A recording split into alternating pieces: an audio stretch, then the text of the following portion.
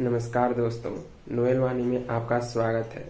आज हम shadow slave की कहानी को आगे बढ़ाएंगे, तो चलिए देखते हैं आगे क्या होता है।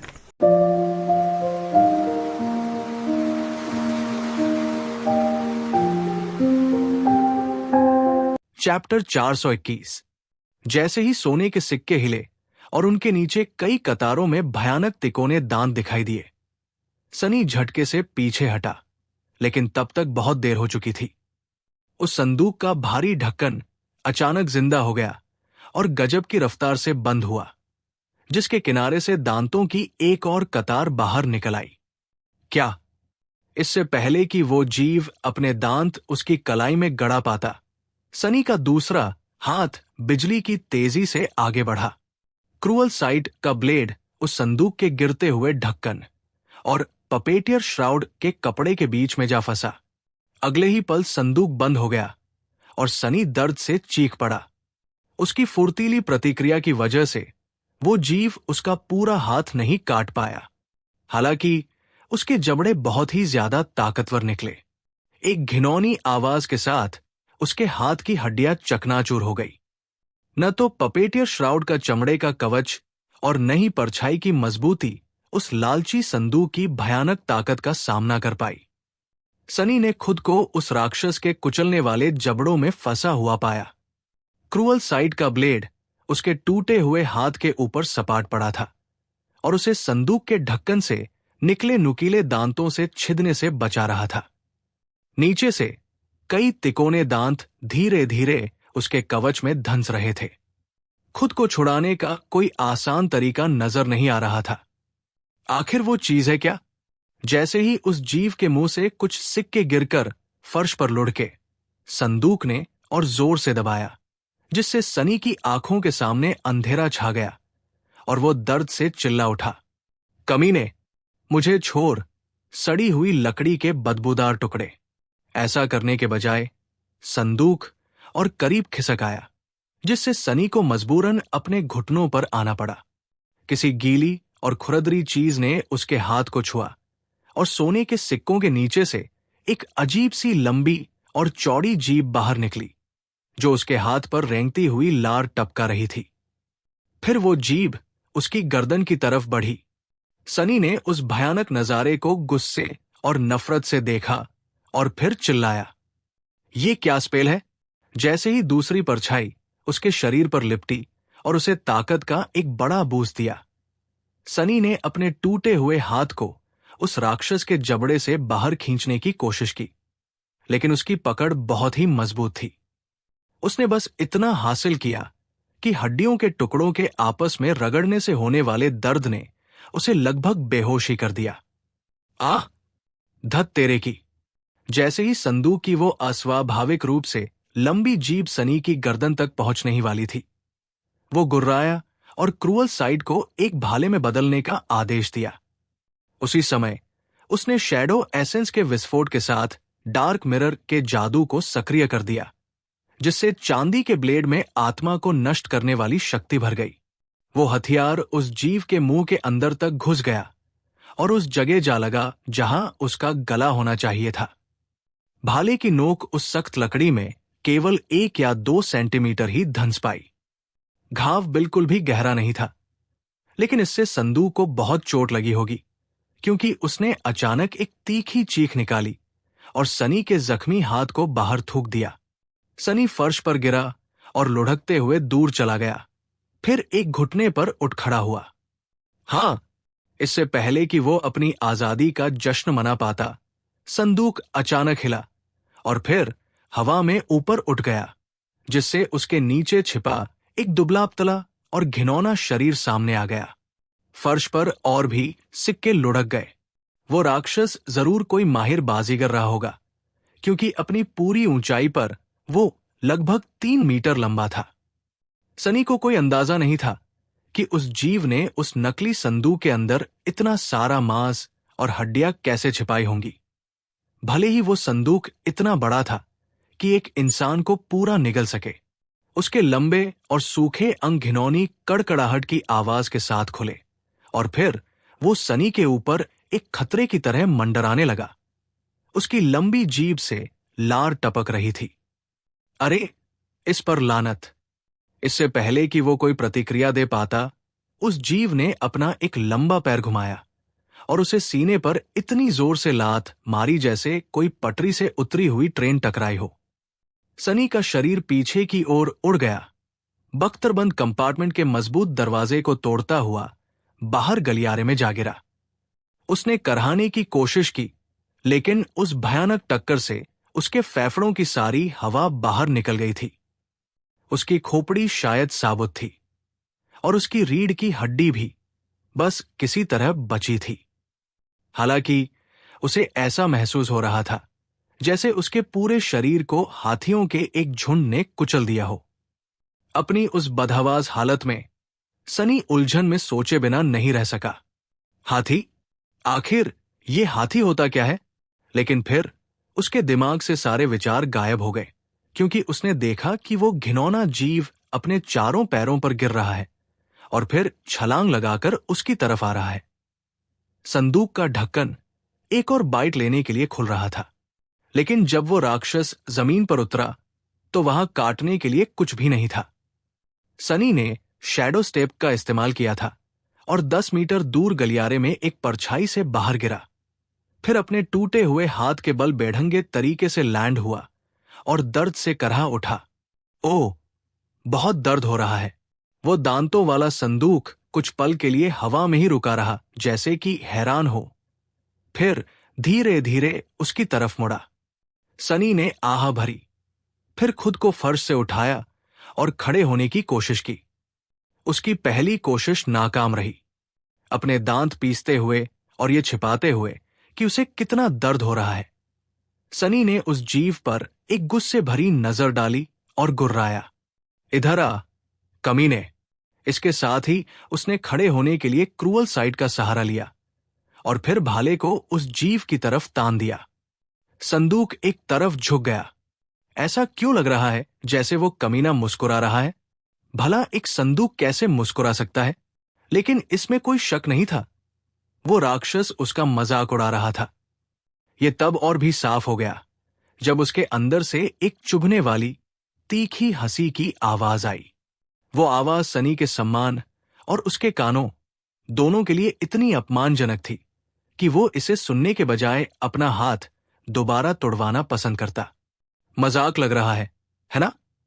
सनी मुस्कुराया और फिर धीरे से भाले को नीचे किया और उसे अपने सामने फर्श पर फैली हुई एक मोटी भूरी बेल में जोर से घूम दिया।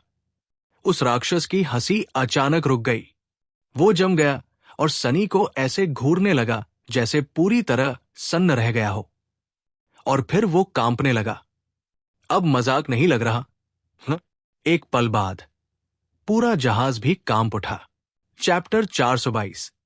प्राचीन जहाज के कार्गो होल्ड में जो कोई भी सो रहा था, उसे अपनी एक बेल का नुकसान होना बिल्कुल पसंद नहीं आया और अपनी आत्मा का किसी तेज धार ब्लेड से कटना तो बिल्कुल भी नहीं। जैसे ही पूरा मलबा कांपा, गर्म और तीखी हवा के एक तेज झोंके ने सनी की पीठ पर प्रहार किया, जिससे उसके बाल बिखर गए। हवा पहले से भी ज्यादा धुंधली हो गई। वो संदूक वाला जीव जम गया और सनी को ऐसे घूरने लगा जैसे वो बेहद डरा हुआ हो। यहां तक कि उसकी जीभ ने भी हवा में लहराना बंद कर दिया और सोने के सिक्कों के ढेर के नीचे वापस चली गई। अब मुस्कुराने की बारी सनी की थी। उसकी आंखों में एक शैतानी चमक आ गई। क्रूअल साइड को वापस खींचते हुए उसने कहा, हे भगवान, मैं कितना अनाड़ी हूं। वो राक्षस कुछ पलों के लिए रुका। उसने सनी को नफरत भरी नजरों से देखा और खजाने वाले कमरे के दरवाजे की तरफ थोड़ा मुड़ा, लेकिन फिर वो रुक गया। कहीं ऐसा तो नहीं? उस मलबे के जगे हुए मालिक का सामना करने के भयानक खतरे के बावजूद वो जीव अभी भी हिचकिचा रहा था। शिकार ठीक उसके सामने था। सनी की बदकिस्मती से उसमें और उस अजीब राक्षस में एक बहुत बड़ी कमी एक जैसी थी। दोनों ही बहुत बहुत लालची थे। इससे पहले कि सनी पलक भी झपका पाता, वो राक्षस अचानक वापस मुड़ा और उस पर झपट पड़ा। उसके अंदर की गहराइयों से एक तीखी हंसी गूंज रही थी। सनी बस इतना कर सका कि उसने और एसेंस खर्च किया और शैडो स्टेप का इस्तेमाल करके उस जगह प्रकट हुआ जहां वो जीव 1 सेकंड पहले था। जैसे ही वो टूटे हुए दरवाजे के मलबे पर फिसला और गिरा, वो राक्षस हवा को चीरता हुआ निकला और उसके पीछे की दीवार से जा टकराया। लकड़ी के तख्ते टूटकर बिखर गए और वो अजीब जीव गलियारे में लुढ़क गया। हालांकि वो तुरंत ही अपने पैरों पर खड़ा हो गया और वापस मुड़ा। उसका ढक्कन ऐसे खुल रहा था और बंद हो रहा था जैसे वो सनी की हड्डियों का स्वाद चखने के लिए बेताब हो। सनी ने अपना सिर हिलाया। वो संदूक वाकई बहुत तेज था, लेकिन ये बहुत बेवकूफ भी था, या शायद उसका लालच उसकी अक्ल पर हावी हो गया था। ये महसूस करते हुए कि फर्श हिल रहा है और डेक के नीचे से भारी कंपन आ रहा है, सनी ने एक और डरावनी आवाज सुनी। ये सूखी लकड़ी के टूटने की आवाज थी। अचानक पूरे जहाज में भूरी बेलें फूट पड़ी। वे दीवारों, फर्श और छत को तोड़कर बाहर निकली और पागलों की तरह इधर उधर लटकने लगी, जैसे किसी छिपे हुए दुश्मन को ढूंढ रही हो। एक बेल ने उस संदूक वाले राक्षस को पकड़ लिया, लेकिन उसने अपने पंजों से उसे काट दिया और आजाद हो गया। सनी इतना किस्मत वाला नहीं था। जैसे ही वो खड़ा होने की कोशिश कर रहा था, एक बेल ने उसके टखने को पकड़ लिया और उसे हवा में खींच लिया। आह! सनी ने हवा में अपनी तलवार घुमाई, लेकिन बेल बहुत सख्त थी। उसने बस उसकी सतह को खरोंचा। जहाज के निचले हिस्से से एक गहरा, गूंजता हुआ करहाना सुनाई दिया और दबाव का एहसास इतना भारी हो गया कि सांस लेना मुश्किल हो गया। वो राक्षस एक पल के लिए हिचकिचाया, सनी और उस अंधेरे की ओर देखते हुए जहां से वे बेलें आ रही थी। अंत में उसका डर उसके लालच पर हावी हो गया। एक निराश चीख के साथ वो मुड़ा और उस छेद की तरफ भागा जो उसने दीवार में बनाया था। अरे, तुम कहां जा रहे हो? मेरे सिक्के वापस करो! सनी ने चिल्लाने की कोशिश की, लेकिन वो उल्टा लटका हुआ था और उसे बहुत जोर से हिलाया जा रहा था। उसे एहसास हुआ कि अगर उसने जल्दी कुछ नहीं किया तो वो यहीं मर जाएगा। ये जहाज अब सुरक्षित नहीं था। जो भी चीज नीचे सो रही थी, वो जाग चुकी थी और वो बहुत गुस्से में थी। सनी ने अपने दांत भींचे और अपनी बची हुई छायाओं को बुलाया। उसने अपनी तलवार को काले साए में लपेट लिया और पूरी ताकत से उस बेल पर वार किया जो उसे पकड़े हुए थी।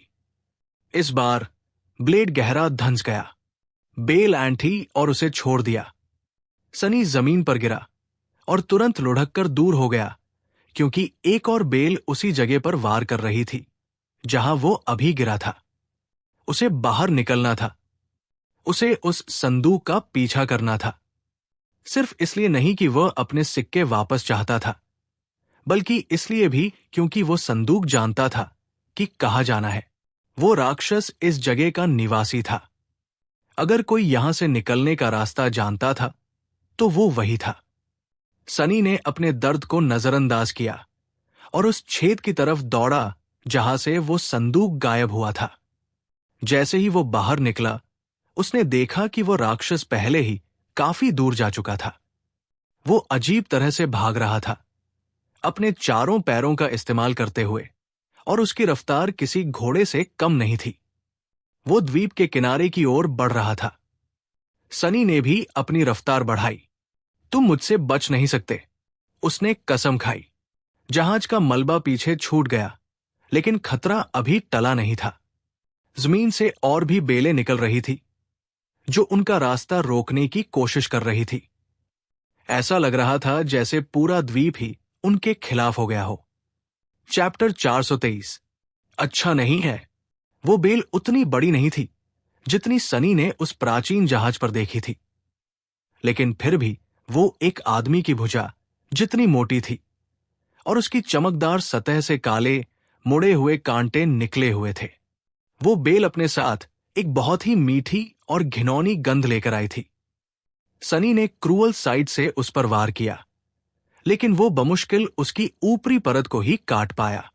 जैसे ही उस बेल से खुशबूदार रस हवा में उड़ा, वो चीज हिली, उसकी आंखें फैल गई। उस बेल ने पपेटियर श्राउड के चमड़े के जूते को बड़ी आसानी से फाड़ दिया, जैसे कि 5वें टियर का वो अवेकन कवच किसी टिश्यू पेपर का बना हो। इससे पहले कि वे नुकीले कांटे उसके पैर को काट पाते, सनी ने गाली दी और क्रूअल साइड को एक बार फिर नीचे मारा। इस बार उसने सिल्वर ब्लेड को अपनी दोनों परछाइयों से मजबूत किया था। छोटी तलवार ने बेल को काट दिया और उसका वो हिस्सा अलग कर दिया जो सनी के पैर में लिपटा हुआ था। उसके बाकी हिस्से को कटना बिल्कुल पसंद नहीं आया। वो आगे बढ़ा और सनी के धड़ पर निशाना साधा। काई के नीचे से कई और बेलें निकली और उन्होंने भी सनी पर हमला कर दिया। हालांकि अब जब उसे पकड़ने वाला कुछ नहीं था, वो आखिरकार शैडो स्टेप का फिर से इस्तेमाल कर सकता था। इससे पहले कि बेलें उसके शरीर तक पहुंचती, सनी एक परछाई में बदल गया, अंधेरे की शांत पनाह में सुरक्षित होकर। कम से कम अभी के लिए। वो कुछ मीटर दूर फिसला और उस संघर्ष करते हुए राक्षस को घूरने लगा। वो जीव कई मोटी बेलों में उलझा हुआ था जो उसके शरीर पर चल रही थी और उस पर खून के निशान छोड़ रही थी। जैसे ही काले कांटों ने उस संदूक की एडमेंटाइन लकड़ी को बेकार में खरोंचा, चिंगारियां उड़ने लगी। लेकिन उस जीव का निचला शरीर उतना सख्त नहीं था। वो भयानक दर्द में चीख रहा था और बेलों को काटने और फाड़ने के लिए अपने पंजों और दांतों का इस्तेमाल कर रहा था। सनी ने अपना सिर हिलाया और दूर देखा। अब उसके पास उस नर्क जैसी जगह को देखने का समय था जहां वह पहुंच गया था। ये एक छोटा द्वीप था, या शायद एक बहुत बड़े द्वीप का टुकड़ा जो किसी भयानक आफत में टूट गया था। उसकी सतह पर हर जगह उस प्राचीन जहाज का मलबा बिखरा पड़ा था और उन सब के बीच वो विशालकाय चीज थी जो अब जाग चुकी थी। पूरा द्वीप कांप रहा था। जमीन में दरारें पड़ रही थी और उनमें से और भी बेलें निकल रही थी। ये जगह अब एक मौत का जाल बन चुकी थी। सनी ने देखा कि वो संदूक वाला राक्षस किसी तरह खुद को बेलों से छुड़ाने में कामयाब हो गया था। हालांकि उसकी कीमत उसे अपने कुछ मांस के रूप में चुकानी पड़ी थी। वो अब द्वीप के किनारे की तरफ भाग रहा था, जहां से एक लोहे की जंजीर आसमान में ऊपर की ओर जा रही थी। वो कहां जाने की कोशिश कर रहा है? सनी ने सोचा। वो जंजीर एक और द्वीप से जुड़ी थी जो हवा में काफी ऊपर तैर रहा था। वो एक अजीब सा मुड़ा हुआ चट्टान का टुकड़ा था जो देखने में बहुत ही डरावना लग रहा था। उसे ट्विस्टेड रॉक कहा जाता था। सनी को वहां जाने का कोई खास शौक नहीं था, लेकिन उसका शिकार उसी तरफ जा रहा था। और सबसे बड़ी बात, उसकी गट फीलिंग, उसका अंतर्ज्ञान उसे बता रहा था कि उसे उस संदूक का पीछा करना चाहिए। सिर्फ सिक्कों के लिए नहीं, कुछ और भी था, कुछ ऐसा जो उसे अपनी तरफ खींच रहा था। सनी ने एक गहरी सांस ली। उसके पास दो रास्ते थे, या तो वो पीछे हट जाए और अपनी जान बचाए, या फिर वो उस राक्षस का पीछा करे और देखे कि उसकी किस्मत उसे कहाँ ले जाती है। नेफिस कुछ ही दिनों में वापस आने वाली थी और उसे शक्तिशाली बनने के लिए उन सिक्कों की, उन शैडो फ्रैगमेंट्स की जरूरत थी। उसने फैसला कर लिया, ठीक है, चलो उन सिक्कों को ले आते हैं। एक गंभीर चेहरे के साथ सनी ने डार्क विंग को बुलाया और आसमान की खाली खाई में कूद गया। हवा उसके कानों में सीटी बजा रही थी जब वो उस जंजीर की तरफ ग्लाइड कर रहा था। नीचे का नजारा भयानक था। वो द्वीप, वो जहाज, वो सब कुछ अब एक विशालकाय पौधे के कब्जे में था जो अपने शिकार को जकड़ रहा था। सनी ने शुक्र मनाया कि वो वहां से निकल आया, लेकिन आगे का रास्ता भी आसान नहीं था। चैप्टर 424। सनी आसमान में ग्लाइड कर रहा था, अपनी परछाई की आंखों से नीचे मौजूद शिपरैक आइलैंड के निचले हिस्से को तनाव के साथ देख रहा था। उसके आगे की जंजीर फॉलन डेमोस के झुंड से भरी हुई थी, जिसे चेन वर्म्स कहा जाता था। लेकिन उसके पीछे वो जानना भी नहीं चाहता था कि अंधेरे में क्या छिपा है। एक बात तो साफ हो गई थी कि उन चेन वर्म्स में से किसी ने भी उस लोहे के विशालकाय ढांचे को खाने की कोशिश क्यों नहीं की जो टूटी हुई स्वर्गीय जंजीर के मलबे में झूल रहा था, या यूं कहें कि उसे खाने की कोशिश में सफल क्यों नहीं हुए। वो मरा हुआ कोलोसस चूहेदानी में रखे पनीर की तरह था, जो इन घिनौने जीवों को उस रेंज में खींच लाता था जहां हमेशा रहने वाले अंधेरे में रहने वाला वो जीव उन्हें पकड़ सके। सनी को यकीन था कि कई चेन वर्म्स ने उस लोहे के विशालकाय ढांचे पर दावत उड़ाने की कोशिश की होगी, लेकिन अंत में वे खुद दावत बन गए। फिलहाल वो उसी अंजाम से बचने की कोशिश कर रहा था। अच्छी बात यह थी कि डार्क विंग ने उसे शिपरेक आइलैंड से सीधे नीचे गिरने के बजाय तिरछे ग्लाइड करने की अनुमति दी, जिससे वो उस भयानक जीव की हमले की रेंज से बच गया। वो नीचे रहने वाले जीव का ध्यान खींचे बिना जंजीर तक पहुंच गया और तुरंत एक परछाई बन गया, उसके निचले हिस्से में छिप गया। कुछ पलों के लिए इंतजार करते हुए सनी ने अपने सामने मौजूद स्वर्गीय जंजीर की लंबाई का अध्ययन किया। ज्यादा बुरा नहीं है। उस असामान्य रूप से लंबी जंजीर का एक बड़ा हिस्सा नीचे लटका हुआ था, जो नीचे वाले आसमान तक पहुंच रहा था। वो चेन वर्म्स द्वारा देखे बिना इसके ज्यादातर हिस्से पर सवारी करने में सक्षम होगा। हालांकि इसका आखिरी हिस्सा सनी को चमकदार रोशनी वाले हिस्सों को पार करने के लिए शैडो स्टेप का इस्तेमाल करना होगा। उसने एक गहरी सांस ली, लाक्षणिक रूप से, क्योंकि वह एक परछाई था, और आगे बढ़ा। वो तेजी से जंजीर के साथ फिसला, उन घिनौने कीड़ों के नीचे से गुजरते हुए जो लोहे के लिंक से चिपके हुए थे। वे अंधे थे, लेकिन वे कंपन के प्रति बहुत संवेदनशील थे। शुक्र है कि परछाइयां कोई कंपन पैदा नहीं करती। सनी ने देखा कि वो संदूक वाला राक्षस उससे काफी आगे था। वो जीव जंजीर पर ऐसे दौड़ रहा था जैसे वो कोई समतल जमीन हो। उसकी फुर्ती और ताकत वाकई डरावनी थी, और वह भी उन कीड़ों से बचते हुए आगे बढ़ रहा था। सनी ने अपनी रफ्तार बढ़ाई। उसे उस राक्षस को ट्विस्टेड रॉक तक पहुंचने से पहले पकड़ना था। जैसे जैसे वे ऊपर चढ़ते गए, हवा का दबाव बढ़ता गया। ये क्रशिंग थी, एक ऐसी शक्ति जो दो आसमानों के बीच की चीजों को कुचल देती थी। सनी को लगा जैसे कोई अदृश्य हाथ उसे दबा रहा है। उसका टूटा हुआ हाथ दर्द से धड़कने लगा, लेकिन वो रुक नहीं सकता था। वो संदूक, वे सिक्के, वे सब उसकी पहुंच में थे। वो उन्हें ऐसे नहीं जाने दे सकता था।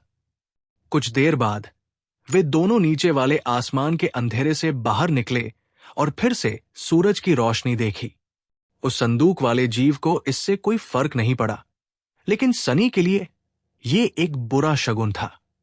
यहां ऊपर सूरज की रोशनी वाले विस्तार में स्वर्गीय जंजीर अब परछाइयों की अटूट परत से ढकी नहीं थी। इसका मतलब था कि वो बिना किसी रुकावट के इसमें से नहीं गुजर सकता था। इसके बजाय सनी को या तो एक परछाई से दूसरी परछाई में कदम रखना था, अगर वे काफी करीब थी, या अपनी खुद की परछाई को आगे भेजना था और उसका इस्तेमाल करके स्वर्गीय जंजीर के चमकदार रोशनी वाले हिस्सों पर लंबी छलांग लगानी थी। लानत है, ये जानते हुए कि अब कोई और विकल्प नहीं है, सनी ने अपनी एसेंस को जला दिया ताकि वो भागते हुए राक्षस से पीछे न रह जाए। जल्द ही उसका रिजर्व खतरनाक रूप से कम हो गया। ये अभी भी ट्विस्टेड रॉक तक पहुंचने के लिए काफी था, शायद, लेकिन एक बार वहां पहुंचने के बाद उसे लड़ना होगा, जबकि उसके दोनों कोर लगभग खाली होंगे। इसका मतलब था कि गति, शक्ति और लचीलेपन का कोई विस्फोट नहीं होगा जिसका वो पहले ही आदी हो चुका था। डार्क मिरर जैसे सक्रिय जादू तक कोई पहुंच नहीं। खतरनाक स्थितियों से बचने के लिए शैडो स्टेप का और इस्तेमाल नहीं, कम से कम कुछ समय के लिए। और इन सब के साथ उसकी एक भुजा टूटी हुई थी और पूरी तरह से बेकार थी। ओह, और क्रशिंग भी थी। अगर सनी के पास अपने छाया रूप में दांत होते या उस मामले के लिए मुंह होता, तो वो अभी उन्हें पीस रहा होता। अंधेरी भावनाओं से भरा हुआ उसने सोचा, कोई फर्क नहीं पड़ता, मैं उन सिक्कों को ले रहा हूं, भले ही ये मेरी जान ले ले। चैप्टर 425। ट्विस्टेड रॉक आसमान में और ऊपर की ओर बढ़ने लगा, और जैसे जैसे वो ऊपर गया, एक भयानक कुचलने वाली ताकत ने उन दो जीवित प्राणियों पर हमला कर दिया जो उसकी सतह पर दबे हुए थे। वे केवल 1 दर्जन मीटर की काली चट्टान से अलग थे। बड़ा एडमेंटाइन संदूक बहुत अच्छी हालत में नहीं लग रहा था। लकड़ी धीरे धीरे अपना रंग खो रही थी। इसे मजबूत करने वाली धातु की पट्टियों पर जंग के धब्बे बढ़ रहे थे। ऐसा लग रहा था जैसे उस जीव को कोई भयानक बीमारी लग गई हो। एक तरह से ऐसा ही था। आखिरकार ब्रोकन ओथ धीरे धीरे उसकी आत्मा को नष्ट कर रहा था। हालांकि सनी की हालत भी उससे कुछ खास अच्छी नहीं थी। वो कठोर पत्थर पर लेटा हुआ था, बेरहम आसमान को देख रहा था, सांस लेने और दर्द सहने के लिए संघर्ष कर रहा था। उसका कवच खून से लथपथ था और उसका टूटा हुआ हाथ उसके सीने से कसकर लगा हुआ था। उसका चेहरा मौत जैसा पीला था, लगभग उसी रंग का जैसा वो ऊंचा और आलीशान आइवरी टावर था जो दुनिया के ऊपर तैर रहा था, बादलों में लिपटा हुआ। हर सांस एक यातना थी। सनी जानता था कि ब्लड वीव की वजह से उसका खून बहना उसे नहीं मारेगा, लेकिन घावों की देखभाल अभी भी जरूरी थी। खास तौर पर उसकी टूटी हुई हड्डियों को ध्यान देने की जरूरत थी। हालांकि यह क्रशिंग बहुत लंबी साबित हो रही थी, जिससे उसे ऐसा करने का मौका नहीं मिल रहा था। खैर, यह कोई हैरानी की बात नहीं थी। ट्विस्टेड रॉक को बाकी द्वीपों से जोड़ने वाली एकमात्र जंजीर ज्यादातर जंजीरों से काफी लंबी थी, जिसका मतलब था कि छोटा द्वीप बहुत बहुत ऊंचा उठने वाला था। उससे कहीं ज्यादा ऊंचा जितना सनी कभी इस अजीब और घातक दुनिया में गया था। और वो अभी भी उठ रहा था। लानत है, ये कब रुकेगा? हवा का दबाव इतना भारी था कि उसे लगा जैसे उसकी हड्डियां टूटने वाली है। सनी का सिर घूम रहा था। उसकी आंखों के सामने काले धब्बे नाच रहे थे। आखिरकार एक भयानक घरघराहट के साथ द्वीप रुक गया। जंजीर तंग गई थी। सनी ने राहत की एक कांपती हुई सांस ली, लेकिन यह राहत बहुत कम समय के लिए थी, क्योंकि अब असली लड़ाई शुरू होने वाली थी। उसने अपना सिर थोड़ा घुमाया और उस संदूक वाले राक्षस को देखा। वो जीव अभी भी जिंदा था, लेकिन उसकी हालत खराब थी। उसकी जीभ बाहर लटकी हुई थी और उसकी आंखों में डर साफ दिखाई दे रहा था। वो हिलने की कोशिश कर रहा था, लेकिन क्रशिंग की वजह से वो पत्थर से चिपका हुआ था। सनी के चेहरे पर एक कमजोर मुस्कान आ गई। तो अब तुम भाग नहीं सकते, है ना? उसने अपनी बची हुई ताकत इकट्ठा की और अपने दूसरे हाथ में एक और मेमोरी बुलाई। ये एक काला पत्थर था जो अंधेरे से भरा हुआ था। मिडनाइट शार्ड, ये उसका सबसे भरोसेमंद हथियार था, और अब ये इस लड़ाई को खत्म करने वाला था। सनी ने पत्थर को कसकर पकड़ा और उसे उस संदूक की तरफ फेंकने की तैयारी की, लेकिन इससे पहले कि वो कुछ कर पाता, एक अजीब सी आवाज ने उसका ध्यान खींचा। ये आवाज उस संदूक के अंदर से आ रही थी। खटखट खटखट, जैसे कोई अंदर से खटखटा रहा हो। सनी की आंखें फैल गई। उस संदूक के अंदर क्या हो सकता है? क्या वो सिर्फ एक राक्षस नहीं था? क्या उसके अंदर कुछ और भी था? उसकी जिज्ञासा और उसका डर एक साथ बढ़ गए। क्या मुझे इसे खोलकर देखना चाहिए? लेकिन वो जानता था कि ये एक बेवकूफी होगी। वो संदूक एक जाल हो सकता था। एक और भयानक राक्षस उसके अंदर छिपा हो सकता था। सनी ने अपना सिर झटका और अपना ध्यान वापस अपने लक्ष्य पर लगाया। उसे उस संदूक को मारना था और उसके अंदर छिपे खजाने को लेना था। उसने पत्थर फेंका। पत्थर हवा में सीटी बजाता हुआ गया और संदूक के ढक्कन से टकराया। एक जोरदार धमाका हुआ और लकड़ी के टुकड़े हवा में उड़ गए। संदूक दर्द से चीख पड़ा। उसका ढक्कन खुल गया और उसके अंदर से काले धुएं का एक गुबार निकला, और उस धुएं के साथ कुछ और भी बाहर आया। हजारों की संख्या में छोटे छोटे कीड़े जो चमक रहे थे, वे हवा में बिखर गए और सनी की तरफ उड़ने लगे। अरे नहीं! सनी ने खुद को बचाने के लिए अपनी परछाइयों को बुलाया, लेकिन वे कीड़े बहुत तेज थे। वे उसके कवच में घुस गए और उसे काटने लगे। दर्द असहनीय था। सनी चिल्लाया और जमीन पर लोटने लगा। उन कीड़ों को अपने शरीर से हटाने की कोशिश कर रहा था, लेकिन वे बहुत ज्यादा थे। तभी उसे एक विचार आया। उसने अपनी इन्वेंटरी से एक मशाल निकाली और उसे जलाया। आग की लपटें हवा में उठीं और वे कीड़े डरकर पीछे हट गए। सनी ने राहत की सांस ली। आग उनका कमजोर बिंदु था। उसने मशाल को हवा में लहराया और उन कीड़ों को दूर भगाया। फिर उसने उस संदूक की तरफ देखा। वो अब पूरी तरह से खुला था और उसके अंदर सोने के सिक्के भरे हुए थे। हजारों सिक्के। सनी की आंखें चमक उठीं। उसने अपनी दर्दनाक हालत को नजरअंदाज किया और रेंगते हुए उस संदूक के पास गया। मेरे, सब मेरे। उसने अपना हाथ अंदर डाला और सिक्कों को मुट्ठी में भर लिया। वे ठंडे और भारी थे, लेकिन तभी संदूक का ढक्कन फिर से बंद होने लगा। सनी ने अपना हाथ जल्दी से बाहर खींचा, ठीक उसी समय जब ढक्कन जोर से बंद हुआ। अगर वो एक पल भी देर करता तो उसका दूसरा हाथ भी चला जाता। वो संदूक अभी भी जिंदा था और वह अपने खजाने को छोड़ने वाला नहीं था। चैप्टर 426। वो राक्षस अपने वजन को शिफ्ट करते हुए एक तीखी हंसी के साथ आगे लपका। वो भयानक रूप से ताकतवर और तेज था, लेकिन चूंकि उसकी हरकतें साफ तौर पर पहले से पता चल रही थी, सनी के पास प्रतिक्रिया करने के लिए काफी समय था। उस राक्षस की लंबी बाह के नीचे गोता लगाते हुए वो बाल बाल उसके नुकीले पंजों से चीरे जाने से बचा और क्रूअल साइट से हमला कर दिया।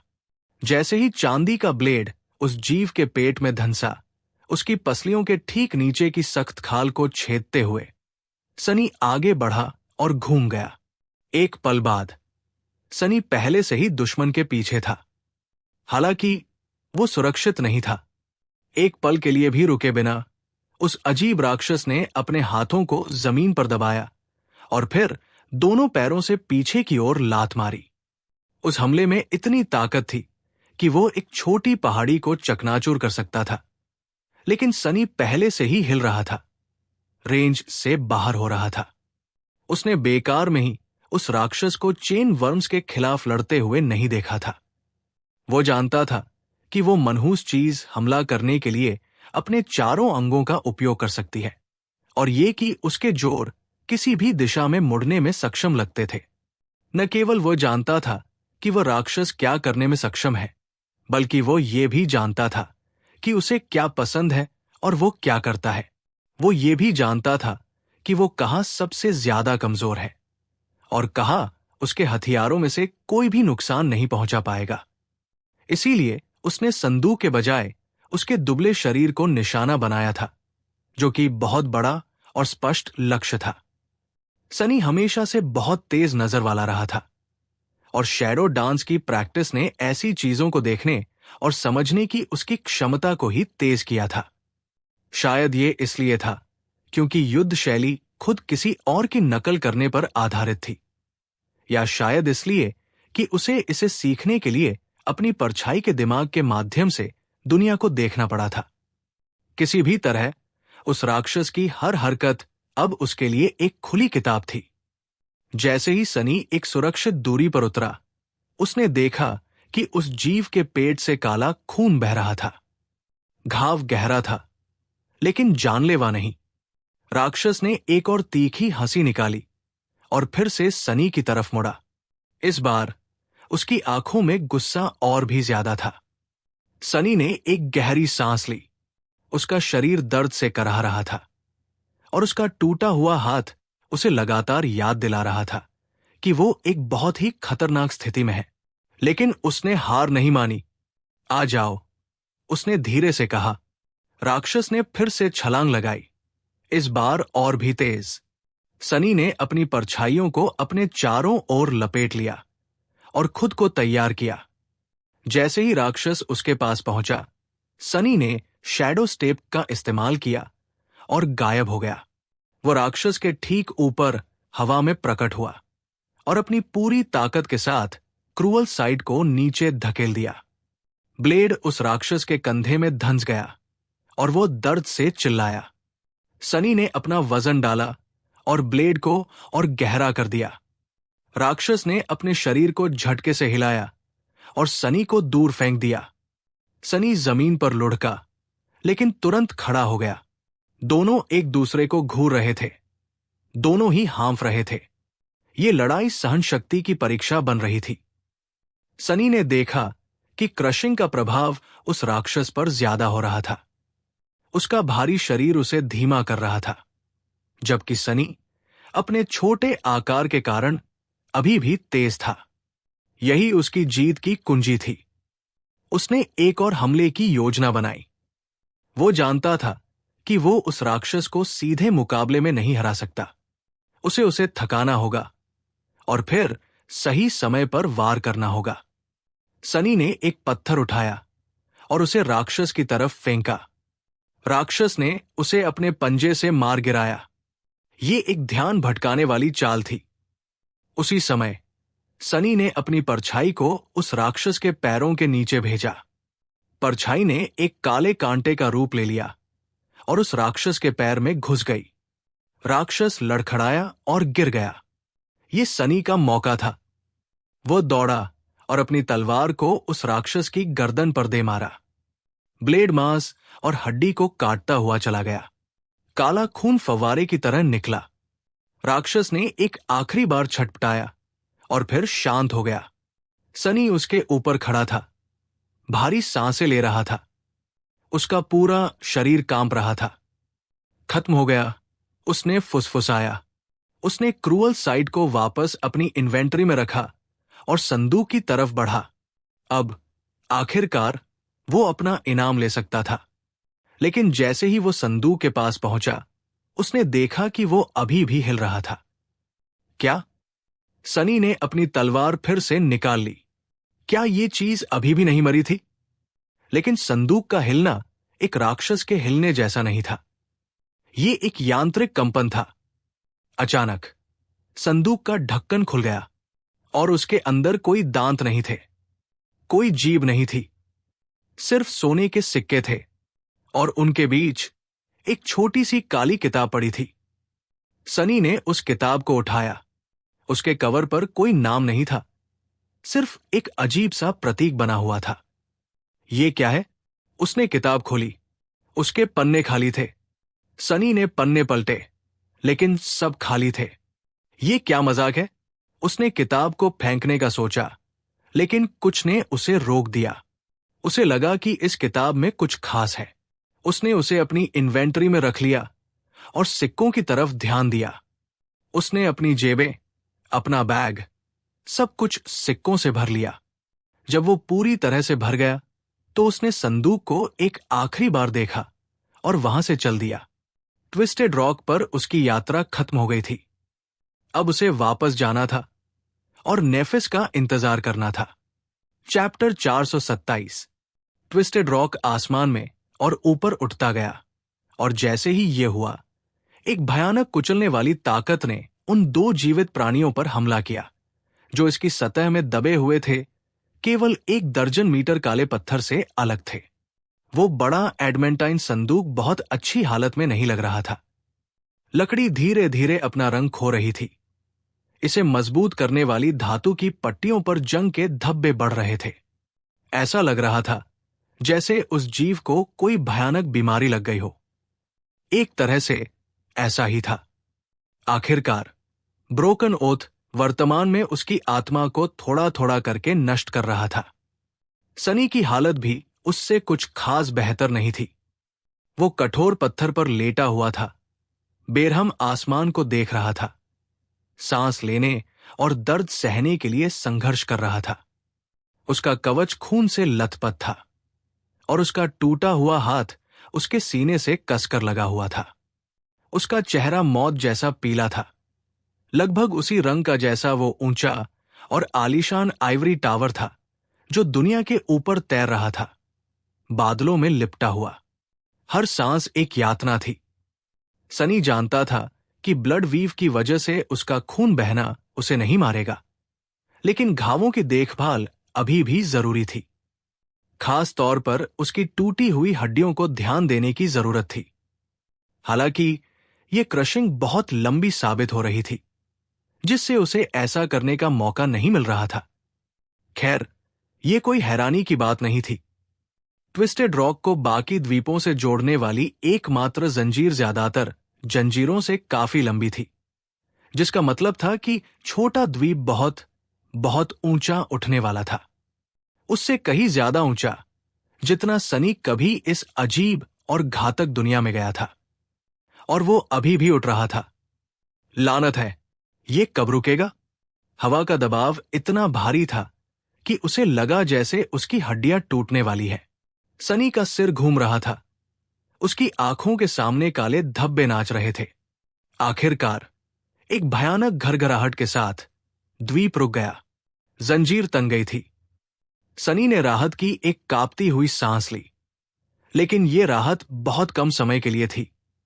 अचानक एक और आवाज आई, कड़क। सनी की आंखें फैल गई। ये आवाज पत्थर के टूटने की थी। उसने अपने सिर को घुमाने की कोशिश की और देखा कि द्वीप के किनारे पर एक दरार पड़ गई है और वो दरार तेजी से बढ़ रही थी। नहीं, अगर द्वीप टूट गया तो वो नीचे गिर जाएगा, और उस ऊंचाई से गिरने का मतलब था निश्चित मौत। सनी ने अपनी बची हुई ताकत को इकट्ठा किया और रेंगते हुए द्वीप के केंद्र की ओर बढ़ने की कोशिश की। हर इंच एक संघर्ष था। क्रशिंग उसे नीचे दबा रही थी, उसे हिलने से रोक रही थी, लेकिन उसे हिलना ही था। दरार और चौड़ी हो गई और पत्थर का एक बड़ा टुकड़ा टूटकर नीचे गिर गया। सनी ने देखा कि वो टुकड़ा बादलों में गायब हो गया। वो और जोर से रेंगा। उसकी उंगलियां पत्थर पर खरोंचे मार रही थी। उसका खून उसके पीछे एक निशान छोड़ रहा था। अंत में वो एक सुरक्षित जगह पर पहुंचा।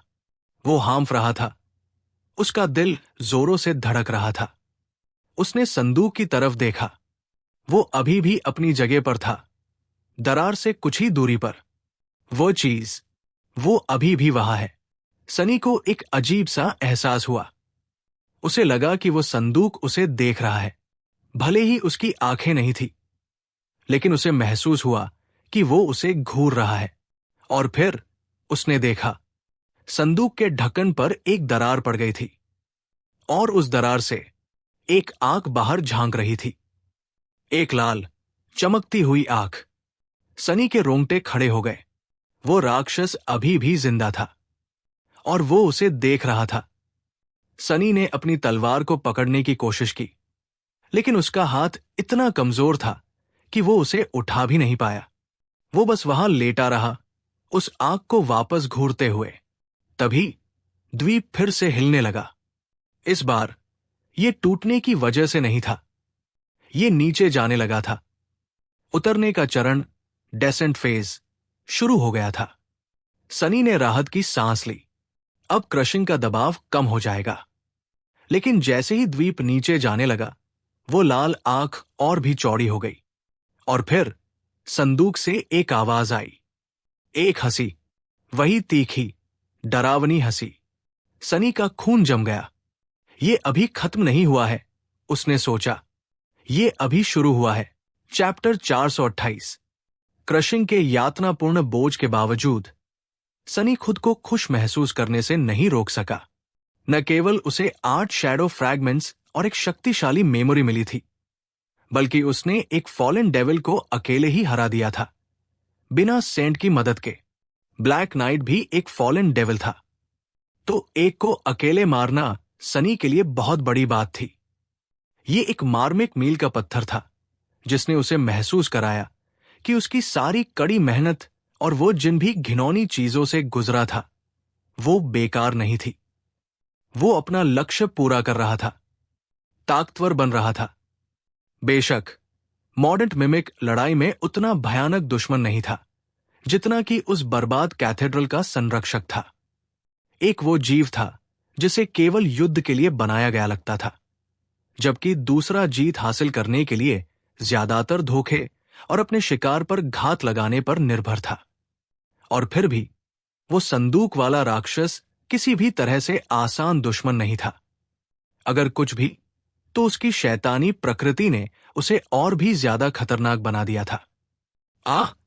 जैसे ही ट्विस्टेड रॉक और ऊपर उठा, क्रशिंग ने सनी पर और भी भयानक बल के साथ हमला किया, जिससे उसकी खुशी दुखद पीड़ा की लहर में गायब हो गई। उसके होठों से एक दबी हुई कराहन निकल गई। सहन करो, बस थोड़ा और सहन करो। ये नरक जल्द ही खत्म होने वाला है। अभी के लिए उसके पास पीड़ित रहने, इंतजार करने और आइवरी टावर की दूर की रूपरेखा को घूरने के अलावा कोई विकल्प नहीं था। वो सुंदर पगोड़ा अब इतना करीब लग रहा था कि वह लगभग कल्पना कर सकता था कि वो हाथ बढ़ा रहा है और इसे अपनी मुट्ठी में ले रहा है।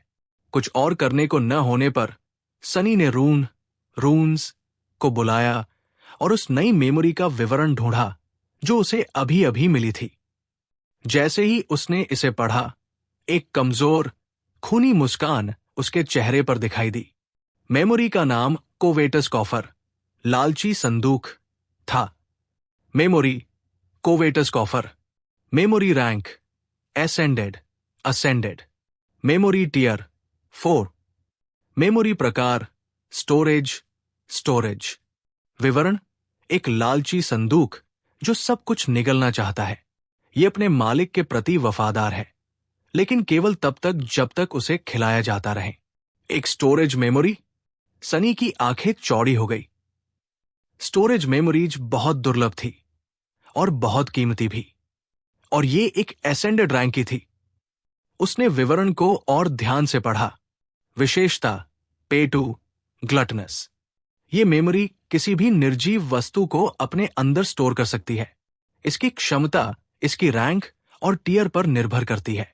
विशेषता सुरक्षित सिक्योर। स्टोर की गई वस्तुएं पूरी तरह से सुरक्षित रहती है और समय के साथ खराब नहीं होती है। विशेषता जिंदा अलाइव। ये मेमोरी थोड़ी सचेत है और अपने मालिक के आदेशों का पालन कर सकती है। ये खुद को बचाने के लिए भी लड़ सकती है। वाह! सनी हैरान था। ये सिर्फ एक स्टोरेज बॉक्स नहीं था, ये एक साथी था, एक पालतू जानवर जैसा।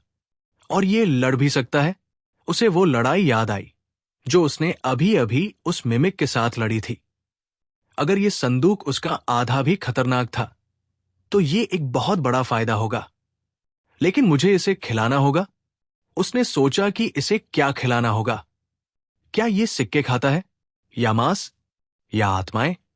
उसने विवरण में और नीचे देखा, लेकिन वहां कुछ नहीं लिखा था। खैर, मुझे पता चल ही जाएगा। सनी ने मेमोरी को सक्रिय किया। उसके सामने एक छोटा सा लकड़ी का संदूक प्रकट हुआ। यह वैसा ही दिखता था जैसा वो मिमिक था, लेकिन बहुत छोटा, लगभग एक गहनों के डिब्बे जितना। उसका ढक्कन थोड़ा खुला और एक छोटी सी लाल जीभ बाहर निकली। सनी ने अपनी जेब से एक सोने का सिक्का निकाला और उसे संदूक के सामने रखा। जीभ लपकी और सिक्का गायब हो गया। संदूक ने एक खुश आवाज निकाली, जैसे बिल्ली की गड़गड़ाहट। सनी हंसा। तुम्हें यह पसंद आया, है ना? उसने अपनी सारी लूट, सारे सिक्के और वो अजीब सी खाली किताब उस संदूक के अंदर डाल दी। संदूक ने खुशी खुशी सब कुछ निगल लिया। और सबसे अच्छी बात यह थी कि संदूक का वजन बिल्कुल नहीं बढ़ा। वो अभी भी उतना ही हल्का था।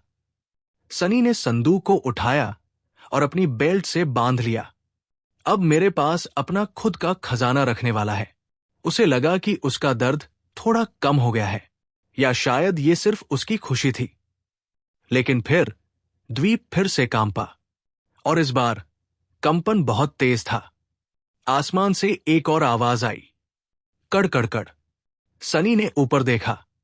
जंजीर, वो जंजीर जो द्वीप को पकड़े हुए थी। वो टूट रही थी। नहीं, ऐसा नहीं हो सकता। अगर जंजीर टूट गई तो द्वीप हमेशा के लिए आसमान में खो जाएगा या फिर नीचे गिर जाएगा और नष्ट हो जाएगा। सनी को भागना था, लेकिन कहाँ? वो एक छोटे से द्वीप पर फंसा हुआ था जो हजारों फीट हवा में तैर रहा था। उसने अपने चारों ओर देखा, कोई रास्ता नहीं था। तभी उसकी नजर उस काले पत्थर पर पड़ी जिसे उसने पहले देखा था। मिमिक का शरीर, वो अभी भी वहां पड़ा था, धीरे धीरे धूल में बदल रहा था। लेकिन उसका कवच, वो सख्त लकड़ी का खोल, वो अभी भी साबुत था। सनी को एक आइडिया आया, एक पागलपन भरा आइडिया। लेकिन उसके पास और कोई विकल्प नहीं था। वो रेंगते हुए उस खोल के पास गया और उसके अंदर घुस गया। ये तंग था और बदबूदार था, लेकिन ये मजबूत था। उसने खुद को अंदर बंद कर लिया। ठीक उसी समय जब जंजीर पूरी तरह से टूट गई, द्वीप एक पल के लिए हवा में लटका रहा और फिर वो गिरने लगा। चैप्टर 429।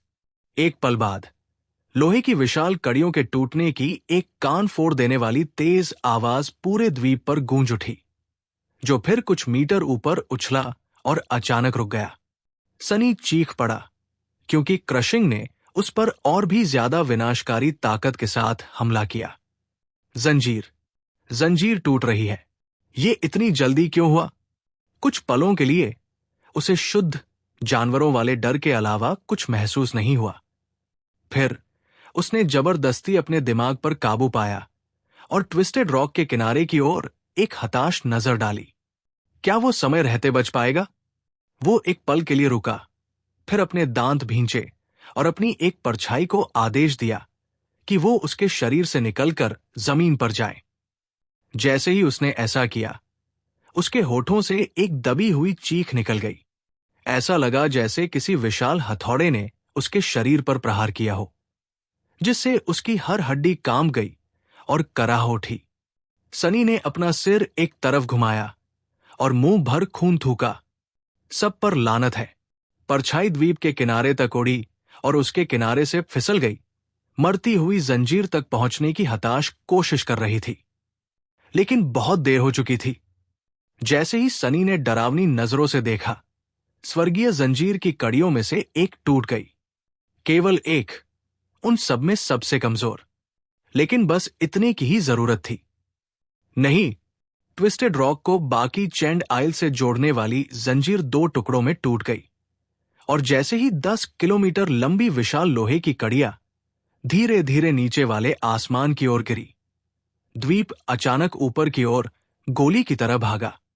चूंकि ये अभी भी चढ़ाई के चरण में था और अब इसे रोकने वाला कुछ भी नहीं था। इसके उठने की रफ्तार बहुत तेज थी। एक सेकंड के अंश में सनी को भयानक दबाव ने पत्थर में गाड़ दिया। वो हिल नहीं सकता था, वो सांस भी नहीं ले सकता था, वो सोच भी नहीं सकता था। उसका दिमाग धीरे धीरे अंधेरा हो रहा था। क्या मैं मरने वाला हूं? यह कितना बेतुका अंत था। एक महान योद्धा की तरह लड़ते हुए नहीं, बल्कि एक पत्थर पर कुचल कर मरना, सिर्फ इसलिए क्योंकि एक पुरानी जंग लगी जंजीर ने हार मान ली थी। नहीं, वो इसे स्वीकार नहीं कर सकता था। सनी के पास एक आखिरी जुआ बचा था। अपनी सारी ताकत इकट्ठा करते हुए वो कराह उठा और खुद को जमीन से ऊपर धकेला। भले ही ऐसा लग रहा था जैसे वो एक पहाड़ उठा रहा हो और उसके शरीर की हर मांसपेशी फटने की कगार पर कांप रही हो, वो किसी तरह बैठने में कामयाब हो गया। फिर सनी ने वीवर का मास्क बुलाया। फॉगोटेन शोर से लौटने और सोवरेंस की जांच करने के लिए एक अलग पहचान बनाने का फैसला करने के बाद, साथ ही उन सभी कामों को करने के लिए जिन्हें सनी अपने नाम के साथ नहीं जोड़ना चाहता था, वो पहचान जो बाद में गलती से प्रसिद्ध लॉर्ड मोंगरेल के रूप में जानी जाने लगी, उसने फैसला किया था कि वो कभी भी उस उपकरण का उपयोग नहीं करेगा जिसे वो पहनता था। अगर किसी के द्वारा उसे रहस्यमयी नकाबपोश आदमी से जोड़ने का थोड़ा सा भी मौका हो, लेकिन अभी उसके पास कोई विकल्प नहीं था। उसकी आखिरी उम्मीद किस्मत थी। वो जानता था कि किसी चीज ने उसे ट्विस्टेड रॉक की ओर खींचा था, भले ही अंत में वो इसे खोजने में असफल रहा। अतीत में उसका अंतर्ज्ञान केवल उन चीजों के लिए इतनी मजबूती से प्रतिक्रिया करता था जो देवताओं, अज्ञात और वीवर से जुड़ी थी। तो बहुत अधिक संभावना थी कि वीवर का मास्क उसे मुक्ति का रास्ता दिखाएगा। जैसे ही ठंडी काली लकड़ी ने उसकी त्वचा को छुआ, सनी ने अपने फेफड़ों में हवा भरी और अपने शैरो एसेंस को मास्क की ओर भेजा। वो कुछ ऐसा करने जा रहा था जिसे करने से वो कई महीनों से डरता था। उस डिवाइन मेमोरी के रहस्यमयी एन्चेंटमेंट को सक्रिय करना। जब उसकी आत्मा की शक्ति वीवर के मास्क में उतरी तो सनी एक पल के लिए जम गया और फिर एक भयानक, अमानवीय चीख निकाली। चैप्टर 430। जिस पल सनी के एसेंस ने उस डिवाइन मेमोरी की काली लकड़ी की सतह को छुआ, वीवर के मास्क ने अचानक उसकी आत्मा के भीतर हाथ डाला और भूख से और ज्यादा पिया, और फिर और ज्यादा। एक सेकंड के अंश में उसका सारा शैडो एसेंस चूस कर सुखा दिया गया, जिसमें केवल थोड़ा सा हिस्सा बचा था, लगभग जैसे कि ये दयनीय बूंदे मास्क द्वारा खाए जाने लायक भी नहीं थी। और फिर भी ये केवल एक पल के लिए उस विशेष एन्चेंटमेंट को सक्रिय करने में सफल हो सका। हालांकि वो एक पल सनी को लगभग पागल करने के लिए काफी था। अचानक एक भयानक दर्द ने उसकी आंखों और उसके दिमाग को भेद दिया, उस पीड़ा के समान जो उसने इकोर की बूंद, ड्रॉप ऑफ इचोर का सेवन करने के बाद अनुभव की थी, बस उससे कहीं ज्यादा बदतर, अनंत गुना बदतर। जैसे ही वो चीखा, उसकी आवाज से बुद्धिमत्ता के सारे निशान गायब हो गए और जो दुनिया उसने देखी वो बदल गई। अचानक सनी जो कुछ देख सकता था वो मुड़ते हुए धागों का एक अंतहीन, सुंदर अनंत था। उन धागों ने अस्तित्व में हर चीज को भेद दिया था। हर जीवित प्राणी और हर वस्तु, हर विचार और हर अवधारणा, हर सपने और हर बुरे सपने को जोड़ते हुए हर दिशा में, साथ ही अतीत, वर्तमान और भविष्य में अनंत रूप से फैलते हुए। ये किस्मत के धागे थे। वे प्रकाश के उन धागों की तरह ही थे जिनसे स्पेल बुना गया था, लेकिन जबकि वो शानदार और अकल्पनीय रूप से जटिल पैटर्न जिसे सनी ने सपने और वास्तविकता के बीच के खाली शून्य में 2 बार देखा था, स्पेल के कार्य की रचना करता था। जो वो अभी देख रहा था वह सब कुछ जोड़ता था। ये सत्य था, ब्रह्मांड का नग्न, बिना किसी फिल्टर का भयानक सच। और सनी ने इसे देखा। वो एक सेकंड के लिए भी इसे सहन नहीं कर सका। उसका दिमाग टूटने लगा, उसका अहंकार बिखरने लगा, उसका खुद का एहसास उस विशालता में पिघलने लगा। लेकिन ठीक उसी समय जब वो पूरी तरह से नष्ट होने वाला था, उसके अंदर कुछ सक्रिय हो गया। ब्लड वीव, उसकी नसों में दौड़ने वाले शक्तिशाली खून ने अचानक उबाल मारा और एक अदृश्य अवरोध खड़ा कर दिया, जिसने सनी के दिमाग को उस ब्रह्मांडीय रहस्योद्घाटन से बचा लिया जो उसे भस्म करने वाला था। दर्द कम नहीं हुआ, लेकिन कम से कम वो अब पागल नहीं हो रहा था। अपनी धुंधली दृष्टि के माध्यम से उसने एक सुनहरा धागा देखा। अनगिनत धागों के उस महासागर में एक धागा था जो उसके दिल से निकल रहा था और उस संदूक से जुड़ा हुआ था। नहीं, संदूक से नहीं, उस चीज से जो संदूक के अंदर थी। वो क्या था? इससे पहले कि वो समझ पाता, मांस का प्रभाव खत्म हो गया। दुनिया वापस अपनी सामान्य, सुस्त और भूरी स्थिति में आ गई। लेकिन सनी अब भी कांप रहा था। उसकी आंखों से खून के आंसू बह रहे थे। तभी उसके आसपास की दुनिया बिखरने लगी। ट्विस्टेड रॉक, जो अब आसमान में बहुत ऊपर पहुंच चुका था, दबाव को अब और सहन नहीं कर सका। चट्टानें टूटने लगी। द्वीप छोटे छोटे टुकड़ों में बिखर गया और फिर धूल में बदल गया। एक कान फोड़ देने वाली गड़गड़ाहट ने हवा को भर दिया। लेकिन फिर जैसे कि कोई अदृश्य स्विच दबा दिया गया हो, वो रहस्यमयी शक्ति जो ट्विस्टेड रॉक को हजारों वर्षों से दो आसमानों के बीच तैरा रही थी, खत्म हो गई। अचानक हर वो चीज जो हवा द्वारा ले जाने के लिए बहुत भारी थी, अपनी चढ़ाई में धीमी हो गई, कुछ पलों के लिए हवा में जम गई और नीचे गिर गई। वो टूटा हुआ खजाने का संदूक भी नीचे लुढ़क गया, नीचे वाले आसमान की ओर गिरते हुए। सनी, जो अभी भी सिर्फ एक परछाई था और उसकी तरफ चिपका हुआ था, उसने दुनिया को घूमते हुए देखा। उसके शैरो एसेंस की आखिरी बूंदें गायब होने वाली थी। लेकिन ये ठीक था, वे उसे उस ऊंचाई तक पहुंचाने के लिए काफी समय तक चलेंगी जहां क्रशिंग तुरंत जानलेवा नहीं थी।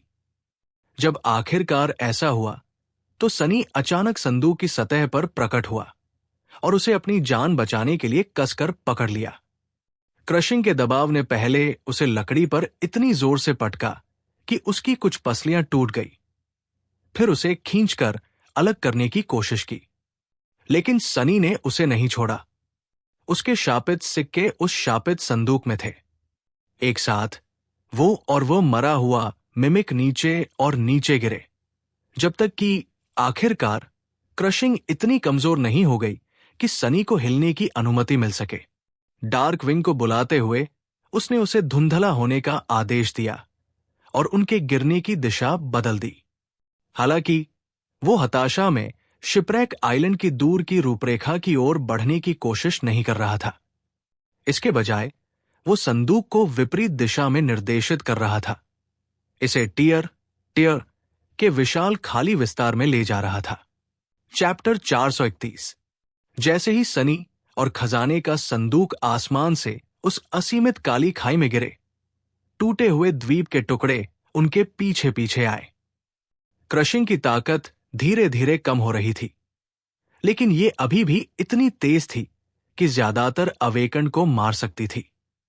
अगर उसकी परछाइयों की ताकत न होती तो सनी कब का मर चुका होता, और उसके साथ भी वो अपनी इच्छा से कहीं ज्यादा एक लाश जैसा महसूस कर रहा था। उसका पूरा शरीर चोटिल था, खून से लथपथ था और दर्द से भरा हुआ था, जिसे वो बहुत साफ साफ देख सकता था, क्योंकि बुरी तरह पिटने के अलावा सनी इस समय पूरी तरह नंगा भी था।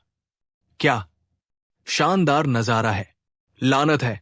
उसने पपेटियर श्राउड को वापस बुला लिया था ताकि उसे बुलाने में खर्च हुई शैडो एसेंस को सोख सके, और कवच को दोबारा प्रकट करने के लिए उसके पास कुछ भी नहीं बचा था। आखिरी बूंदें डार्क विंग को बुलाने में खर्च हो गई थी। नतीजतन सनी ने खुद को एक टेढ़े मेढ़े खजाने के संदूक के ऊपर बैठकर नीचे वाले आसमान में गिरते हुए पाया, जबकि उसने अपने बैग और अपने टूटे हुए हाथ को जगह पर रखने वाली चमड़े की पट्टी के अलावा कुछ नहीं पहना था। अभी उसकी एकमात्र उम्मीद यह थी कि न तो मास्टर रोआन और न ही सेंट टायरस अचानक उसे बचाने आए और उसे इस हालत में देखें। वो उस शर्मिंदगी को झेलने के बजाय टियर में डूबना पसंद करेगा। खैर, वास्तव में नहीं। मैं अपनी बात वापस लेता हूं। वे दोनों बादलों से नीचे उतर सकते हैं और मुझे अपनी बाहों में ले जा सकते हैं। मुझे कोई आपत्ति नहीं होगी। नहीं, सच में। लेकिन उसे बचाने कोई नहीं आया। टूटे हुए पत्थर के भारी टुकड़ों से बचते हुए और मलबे के क्षेत्र से ग्लाइड करने की हताश कोशिश करते हुए सनी ने धीरे धीरे खजाने के संदूक को टियर के केंद्र की ओर धकेला। आखिरकार वो मलबे से दूर हो गया और खतरनाक क्षेत्र को पीछे छोड़ दिया। अब उसके चारों ओर केवल खालीपन, सन्नाटा और अंधेरा था। ये वास्तव में एक असीमित खाई थी। सनी ने टियर के विशाल फैलाव को देखा और प्रकाश की उस सुनहरी डोरी की याद को अपने दिमाग में बैठाने की कोशिश की। टियर चेन्ड आइल्स के केंद्र में स्थित था और यह विशाल होने के साथ साथ बिल्कुल खाली भी था। कुछ लोगों का मानना था कि आइवरी टावर कभी इसके बीच में खड़ा था और अपनी जंजीरों से मुक्त होने वाला पहला द्वीप था। हजारों वर्षों में इसके किनारे वाले द्वीप एक एक करके धीरे धीरे नष्ट हो गए, जिससे टियर बड़ा होता गया। अब तक यह कुछ 100 किलोमीटर चौड़ा था और जहां तक सनी बता सकता था, किस्मत की डोरी स्ट्रिंग ऑफ फेट इसके बिल्कुल केंद्र में कहीं ले जा रही थी। सवाल यह था, डोरी के दूसरे छोर पर मौजूद चीज वहां कितनी गहराई में थी? नीचे वाले आसमान में उड़कर वापस लौटने से पहले किसी ने सबसे लंबा समय जो बिताया था वो 1 सप्ताह था। क्या वो रहस्यमयी वस्तु खाई के और भी गहरे हिस्से में छिपी थी? और वो वस्तु क्या थी? सनी अंदाजा भी नहीं लगा सकता था। वो केवल इतना जानता था कि उसके अंतर्ज्ञान ने उसे इसी वजह से ट्विस्टेड रॉक की ओर धकेला था। अगर ऐसा था तो ये कुछ ऐसा होना चाहिए जो उसे जिंदा रहने दे, है ना? बेशक उसकी किस्मत में शायद वहां मरना ही लिखा हो। किस्मत वास्तव में किसी भी प्रकार की घटना के साथ भेदभाव नहीं करती थी, जिसमें जानलेवा घटनाएं भी शामिल थी। चाहे जो भी हो, सनी इसका पता लगाने वाला था। ऐसा नहीं है कि अब उसके पास कोई विकल्प था। हवा को ठंडा होते महसूस करते हुए वो काम गया और अपने चारों ओर के आसमान को गहरा और गहरा होते देखा। जल्द ही इसमें कोई रोशनी नहीं बची। सनी नीचे वाले आसमान में गिर चुका था। चैप्टर 432। ये थोड़ा डरावना है। सनी ठंडे अंधेरे के एक असीमित खाली शून्य में गिर रहा था।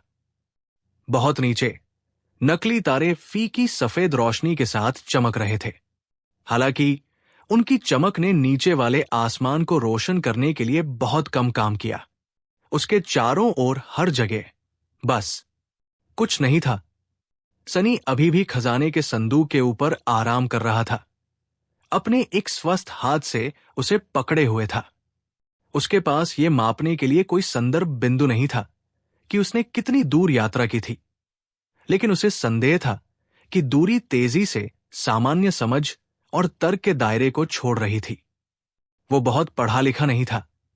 हालांकि वो भी जानता था कि एक गिरती हुई वस्तु हमेशा एक स्थिर गति से तेज होती जाएगी। सैद्धांतिक रूप से इसका मतलब था कि हर सेकंड सनी गिर रहा था। उसकी रफ्तार गुणात्मक रूप से बढ़ रही थी। अब तक यह बस पागलपन वाली होनी चाहिए थी, लेकिन उसे वास्तव में वो गति महसूस नहीं हुई। उसे बस समय समय पर अपनी त्वचा को सहलाती हुई ठंडी हवा के झोंके महसूस हुए। अगर स्थिति के बारे में कोई एक अच्छी बात थी तो वो ये थी कि उसने थोड़ी शैडो एसेंस जमा कर ली थी और पपेटियर श्राउड को फिर से बुलाने में सक्षम था। तो कम से कम अब वो नंगा नहीं था। अगर कोई एक चीज थी जो वो जानता था तो वो थी वो अनुमानित गति जिसके साथ वो डार्क विंग की मदद से आगे की ओर ग्लाइड कर सकता था। समीकरण में उस मरे हुए खजाने के वजन को जोड़ते हुए वो कमोबेश उस दूरी की गणना कर सकता था जिसे वो क्षैतिज रूप से कवर कर रहा था। इसे ध्यान में रखते हुए उसने अनुमान लगाया कि वो लगभग 1 दिन में टियर के बीच में पहुंच जाएगा। समस्या ये थी कि उसके पास समय मापने का कोई भरोसेमंद तरीका नहीं था, क्योंकि वीवर का मास्क और उसके द्वारा दी गई दृष्टि के बिना वो वास्तव में ये नहीं देख सकता था कि सुनहरी डोरी कहां ले जा रही थी। सनी ने एक आह भरी, अपनी स्थिति बदली और फिर अपनी इन्वेंट्री से एक मेमोरी बुलाई।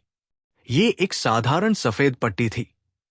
अपने दांतों का इस्तेमाल करते हुए सनी ने किसी तरह पट्टी को अपनी गर्दन के चारों ओर और अपने बाएं हाथ के नीचे लपेटा, एक कामचलाऊ स्लिंग बनाया। अब उसकी टूटी हुई हड्डियों के सही तरीके से वापस जुड़ने का अच्छा मौका था। उम्मीद है उसके बाद सनी ने एंडलेस स्प्रिंग और कोवेटस कॉफर को बुलाया, उसमें से अपना कुछ बचा हुआ खाना निकाला और मरे हुए मिमिक के ढक्कन के ऊपर एक अजीब तरह से सुकून भरा भोजन किया। जब तक उसने भोजन खत्म किया, नीचे वाला आसमान बिल्कुल नहीं बदला था। वो अभी भी इसकी गहराइयों में गिर रहा था। डार्क विंग की मदद से धीरे धीरे खजाने के संदूक को टियर के केंद्र की ओर ले जा रहा था। वो पूरी तरह से थक भी चुका था। सनी ने दूर के नकली तारों को उदासी से देखा। वो उन्हें तब तक घूरता रहा जब तक कि उसकी आंखों में पानी नहीं आने लगा और उसके विचार धीमे और धुंधले नहीं हो गए। फिर उसने उन्हें थोड़ा और घूरा। कुछ समय बाद उसने सोचा, मैं अब इसे और बर्दाश्त नहीं कर सकता। तब तक उसके शैडो एसेंस के भंडार 1/3 भर चुके थे। ये अनुमान लगाते हुए कि ट्विस्टेड रॉक के विनाश के बाद लगभग 24 घंटे बीत चुके हैं, सनी ने आह भरी, फिर डार्क विंग को हटा दिया और संदूक को सीधे नीचे गिरने दिया। उसे 6 और दिनों तक नीचे वाले आसमान में गिरते रहना होगा, कम से कम, शायद उससे भी ज्यादा। सनी ने अपना सिर हिलाया, ये अच्छी तरह जानते हुए कि इन अनुमानों का वास्तविकता से लगभग कोई लेना देना नहीं था। फिर उसने कुछ ऐसा किया जो उसने कभी नहीं सोचा था कि वो कभी करेगा।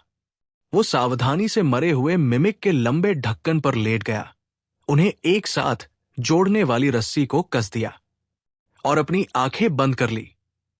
जल्द ही सनी गहरी नींद में था, दुनिया की किसी भी परवाह के बिना खाई के अंधेरे में गिरते हुए। चैप्टर 433। सनी का बिस्तर थोड़ा कांपा और उसने हवा को कमरे में बहते हुए महसूस किया। अभी भी ज्यादातर नींद में होने के कारण उसने आह भरी और कंबल को ऊपर खींचने की कोशिश की। हालांकि वो मनहूस चीज कहीं नहीं मिली। आखिर वो है कहा। नींद छोड़ने के लिए अनिच्छुक उसने आंख बंद करके कंबल की तलाश की। हालांकि उसे ढूंढने के बजाय सनी ने अचानक अपने पूरे बिस्तर को एक तरफ झुकते हुए महसूस किया। चौंक कर उसने अपनी आंखें खोली और अपने चारों ओर अंधेरे के अलावा कुछ नहीं देखा। क्या बकवास! ओह, सही है, वो सैंक्चुअरी में अपने छोटे से कमरे में नहीं था। इसके बजाय वो एक फॉलन डेविल की लाश के ऊपर एक प्रकाशहीन खाई में गिर रहा था। सनी ने थोड़ी देर अंधेरे में घूरा, फिर उसने उबासी ली। खैर, कम से कम मैं अच्छी तरह सोया। वाकई वो काफी तरोताजा महसूस कर रहा था। उसके ज्यादातर दर्द या तो गायब हो गए थे या कम हो गए थे, और यहां तक कि उसका घायल दिमाग भी शांत महसूस कर रहा था। वो आराम महसूस कर रहा था, ऊर्जा से भरा हुआ, और कुल मिलाकर बहुत बेहतर था। एकमात्र समस्या ये थी कि वो अभी भी नीचे वाले आसमान के अंतहीन शून्य में गिर रहा था। सनी ने अपने सिर के पिछले हिस्से को खुजलाया, इस मुसीबत के बारे में सोचा, फिर एंडलेस स्प्रिंग को बुलाया और थोड़ा पानी पिया। फिर उसने ध्यान केंद्रित किया और स्थिति का आकलन करने की कोशिश की। स्थिति बिल्कुल वैसी ही थी। वो कुछ नहीं से घिरा हुआ था। जब वो सोया था तब से कुछ नहीं बदला था, और वो इसके बारे में कुछ नहीं कर सकता था। सनी ने आह भरी और अपने नीचे खजाने के संदूक को घूरा। कुछ समय बाद उसने सोचा, अगर आप इसके बारे में सोचें तो ये बस अगले स्तर का ओछापन है। न केवल मैंने इस बेचारे को मार डाला, बल्कि अब मैं उसकी लाश की सवारी भी कर रहा हूं, जैसे कि ये मेरी अपनी निजी नौका हो। कितना अपमानजनक है। फिर उसने अपना सिर हिलाया। नहीं, नहीं, ये वो था जिसने मुझे खाने की कोशिश की थी और मेरा हाथ तोड़ दिया था। मैं यहां पीड़ित हूं। एक बार जब उसने नैतिक उच्च भूमि वापस पाली, तो सनी ने अपने काम पर वापस जाने का फैसला किया। अगर वो अभी भी हवा को महसूस कर सकता था, या यूं कहें, जब वो इसके माध्यम से गिर रहा था तो हवा उसके पास से गुजर रही थी। इसका मतलब था कि उसके गिरने की गति की एक सीमा थी जो हवा के प्रतिरोध द्वारा तय की गई थी। हालांकि उसे वो प्रतिरोध बहुत ज्यादा महसूस नहीं हुआ। हर हिसाब से उसे हवा की गर्जना सुननी चाहिए थी और इसे अपने शरीर पर हमला करते हुए महसूस करना चाहिए था, बजाय इसके कि वह किसी ऐसी चीज में शून्यता के माध्यम से गिरे जो आराम जैसा लगता था। सामान्य ज्ञान नीचे वाले आसमान में काम नहीं कर रहा था। इसके बारे में बहुत ज्यादा न सोचना ही बेहतर है। उस जगह के नियमों को समझने की कोशिश करने का क्या मतलब था, जो बस सभी तर्कों को नकारता था। उसके पास करने के लिए कहीं ज्यादा व्यावहारिक चीजें थी। अपने वजन को संभालने के लिए चमड़े की रस्सी पर भरोसा करते हुए सनी ने उसे छोड़ दिया और मूनलाइट शार्ड को बुलाया। फिर खजाने के संदूक के किनारे पर खतरनाक रूप से बैठे हुए उसने भूतिया स्टिलेटो, नुकीला चाकू के पतले ब्लेड को उसके होंठ और ढक्कन के बीच डाला और उसे खोलकर अलग करने की कोशिश की। यह काम सनी की उम्मीद से कहीं ज्यादा मुश्किल साबित हुआ। न केवल उसे सब कुछ सिर्फ एक हाथ से करना था, बल्कि उसे शून्य में घूमने से रोकने के लिए संदूक को संतुलित भी करना था। साथ ही रस्सी पर नजर रखनी थी, घबराहट में उम्मीद करते हुए कि वो टूटेगी नहीं। कुछ समय और बहुत सारे हताश अपशब्दों के बाद, हालांकि वो आखिरकार मरे हुए राक्षस के जबड़े को खोलने में कामयाब हो गया। उसके मुंह के अंदर सोने के सिक्कों का एक ढेर उसके दावा करने का इंतजार कर रहा था। सनी के चेहरे पर एक डार्क स्माइल आ गई। फिर उसने एक कांपती हुई, थोड़ी पागलपन भरी हंसी हंसी। अमीर होना अच्छा लगता है। चैप्टर 434। कोवेटस कॉफर को बुलाते हुए उसने उस दांतों वाले डिब्बे को उस बड़े दांतों वाले डिब्बे के अंदर चढ़ने और अपना ढक्कन खोलने का आदेश दिया। फिर उसने भारी सिक्कों को अंदर फेंकते हुए एक हल्की फुल्की धुन सीटी बजाना शुरू कर दिया। 1, 2, 3, 4। जिंदा रहने के लिए क्या दिन है। 5, 6। एक के बाद एक वे चमत्कारी सुनहरी डिस्क कॉफर में गायब हो गई। कुछ समय बाद सनी ने अपना वजन थोड़ा बदला और अधिक आरामदायक हो गया और अपनी लूट इकट्ठा करना जारी रखा। अंत में उसने मरे हुए डेविल के अंदर से लगभग 1400 सिक्के निकाले थे। जैसा कि सनी ने उम्मीद की थी, खजाने के ढेर की पूरी ऊपरी परत असली निकली थी। ये एक अविश्वसनीय, आश्चर्यजनक वरदान था। अचानक जो कुछ भी हुआ था वो सब इसके लायक लग रहा था। लगभग अपने चारों ओर प्रकाशहीन शून्य को देखते हुए सनी ने आह भरी। कौन जानता है कि मैं सैंक्चुअरी वापस जा पाऊंगा या नहीं। वेदी, ऑल्टर के बिना ये सिक्के बस मृत वजन है। थोड़ा निराश होकर वो कुछ पलों के लिए रुका, फिर अपनी नजर वापस खुले हुए खजाने के संदूक की ओर मोड़ दी। खजाने के ढेर की ऊपरी परत, जिसे उसने सफलतापूर्वक लूट लिया था, वो वास्तव में असली थी। लेकिन उसके नीचे सनी ने अपने पेट की सामग्री को अंदर रखने के लिए संघर्ष किया। खजाने के नीचे मिमिक के अंग और पुर्जे कसकर एक साथ भरे हुए थे, जो संदूक का ज्यादातर हिस्सा घेर रहे थे। पूरी चीज काले खून में भीगी हुई थी और एक घिनौनी बदबू पैदा कर रही थी। साथ ही एक कसाई का बुरा सपना लग रही थी। घिनौना, कितना घिनौना। ये सोचते हुए कि उसे अगले कई दिन और रातें कहाँ बितानी होंगी, सनी कांप गया।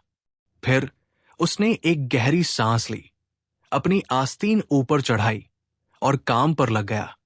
पैसे तो पैसे हैं, थोड़ा सा खून और आंतें मुझे इसे पाने से नहीं रोक सकती। काफी समय बाद सनी ने आखिरकार भयानक काम पूरा कर लिया। मिमिक के अंदरूनी अंगों को शून्य में फेंक दिया गया था और संदूक के खाली खोल को एंडलेस स्प्रिंग के पानी से अच्छी तरह से धोया गया था। अब उसके पास सोने के लिए एक उचित जगह थी। ये एक नाव की तरह थी, या शायद एक ताबूत की तरह, लेकिन जो भी हो, ये ठंडे और फिसलन वाले ढक्कन पर लेटने से बेहतर था। सनी खाली मिमिक के अंदर चढ़ गया और शून्य में घूरने लगा। उसका दिमाग अजीब तरीकों से व्यवहार करने लगा था। हालांकि उसके चारों ओर कुछ भी नहीं था। सनी कभी कभी अंधेरे में अजीब आकृतियां और परछाइयां देख सकता था। साथ ही दूर की आवाजें भी सुन सकता था। वो सोचना चाहता था कि वे असली थे, लेकिन जानता था कि ये लंबे समय तक संवेदी भूखमरी, सेंसरी स्टारवेशन का परिणाम था। इंसानी दिमाग उस तरह से अजीब थे। वे वास्तव में बहुत अधिक कुछ नहीं का सामना नहीं कर सकते थे। अचानक उस आदमी की कहानी, जो पागल होने के डर से नीचे वाले आसमान में उतरने के 7 दिनों बाद वापस लौट आया था, उसे बहुत अधिक समझ में आने लगी। खुद को कम से कम कुछ महसूस कराने के लिए सनी ने सिल्वर बेल को बुलाया और उसे अंधेरे में बजाया, इसकी सुरीली झंकार को सुनते हुए जैसे ये खाई में गायब हो गई। और अब वो खजाने के संदूक पर बैठा था, दूर के तारों को देख रहा था और ऑर्डिनरी रॉक, साधारण पत्थर के साथ बात कर रहा था। तो तुम्हारा दिन कैसा रहा, रॉक? मेमोरी ने उसकी अपनी आवाज में जवाब दिया। वही पुराना कुछ नहीं। तुम्हारा? सनी कुछ देर चुप रहा, फिर बोला, मैं अपनी छुट्टियों का आनंद ले रहा हूं। ऑर्डिनरी रॉक हंसा। बहुत बढ़िया लग रहा है। तुम्हारी छुट्टियां कैसी चल रही है? उसने आ भरी, शानदार तरीके से। मैं अभी तक रॉक बॉटम, सबसे निचले स्तर पर नहीं पहुंचा हूं। कुछ देर तक सन्नाटे के अलावा कुछ नहीं था। फिर एक नया सवाल आया, यहां इतना अंधेरा क्यों है? सनी ने कमजोरी से मुस्कुराया। अंधेरा क्यों नहीं होगा? आखिरकार ये नीचे वाला आसमान है। लेकिन फिर वो जम गया। क्या? जिस आवाज ने सवाल पूछा था, वो ऑर्डिनरी रॉक से नहीं आई थी।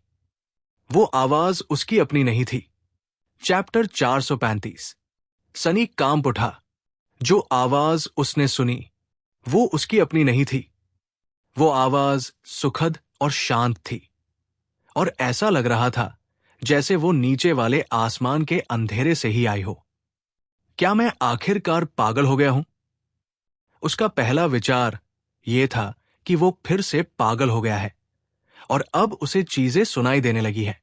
उसका दूसरा विचार बहुत कम सुकून देने वाला था। लानत है, क्या उसने नीचे वाले आसमान की गहराइयों से किसी अपवित्र टाइटन को बुला लिया था? सनी ने अपना एक हाथ फैलाया, क्रूअल साइड को प्रकट करने के लिए तैयार। लेकिन फिर वो हिचकिचाया। अगर आवाज का मालिक उसकी कल्पना की उपज नहीं था, बल्कि शून्य का कोई भयानक प्राणी था, तो क्या उसे भड़काना वास्तव में समझदारी थी? क्या चांदी का ब्लेड उसके खिलाफ कुछ कर भी पाएगा? शांत हो जाओ, शांत हो जाओ। शायद तुमने बस ये सब कल्पना की हो। जैसे उसके विचारों का जवाब देने के लिए शून्य धीरे से हंसा।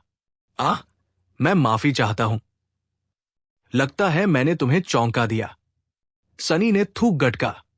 वो सुखद आवाज किसी युवक की लग रही थी, लेकिन चाहे उसने अंधेरे में कितनी भी गहराई से देखा हो, उसे कोई भी या कुछ भी पास दिखाई नहीं दिया।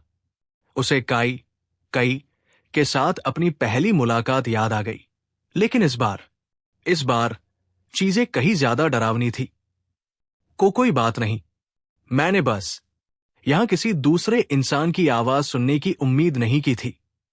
तुम एक इंसान हो, है ना? शून्य कुछ देर के लिए शांत रहा, फिर एक तटस्थ लहजे में जवाब दिया, एक इंसान? मुझे लगता है कि मैं कभी एक इंसान हुआ करता था। सनी को एहसास हुआ कि वो उस दिशा को भी नहीं पहचान सकता जहां से आवाज आ रही थी। ये बस वहां थी, किसी तरह, हर जगह, उसके चारों ओर। ये बहुत आश्वस्त करने वाला नहीं है। तो तुम अब क्या हो? कोई भूत? आवाज फिर हंसी। एक भूत? नहीं, बिल्कुल नहीं। मैं बस खो गया हूं, तुम्हारी तरह। सनी ने अपनी भौहें सिकोड़ी। मैं खोया नहीं हूं। मुझे ठीक ठीक पता है कि मैं कहां हूं। ओह, सच में? और वो कहाँ है?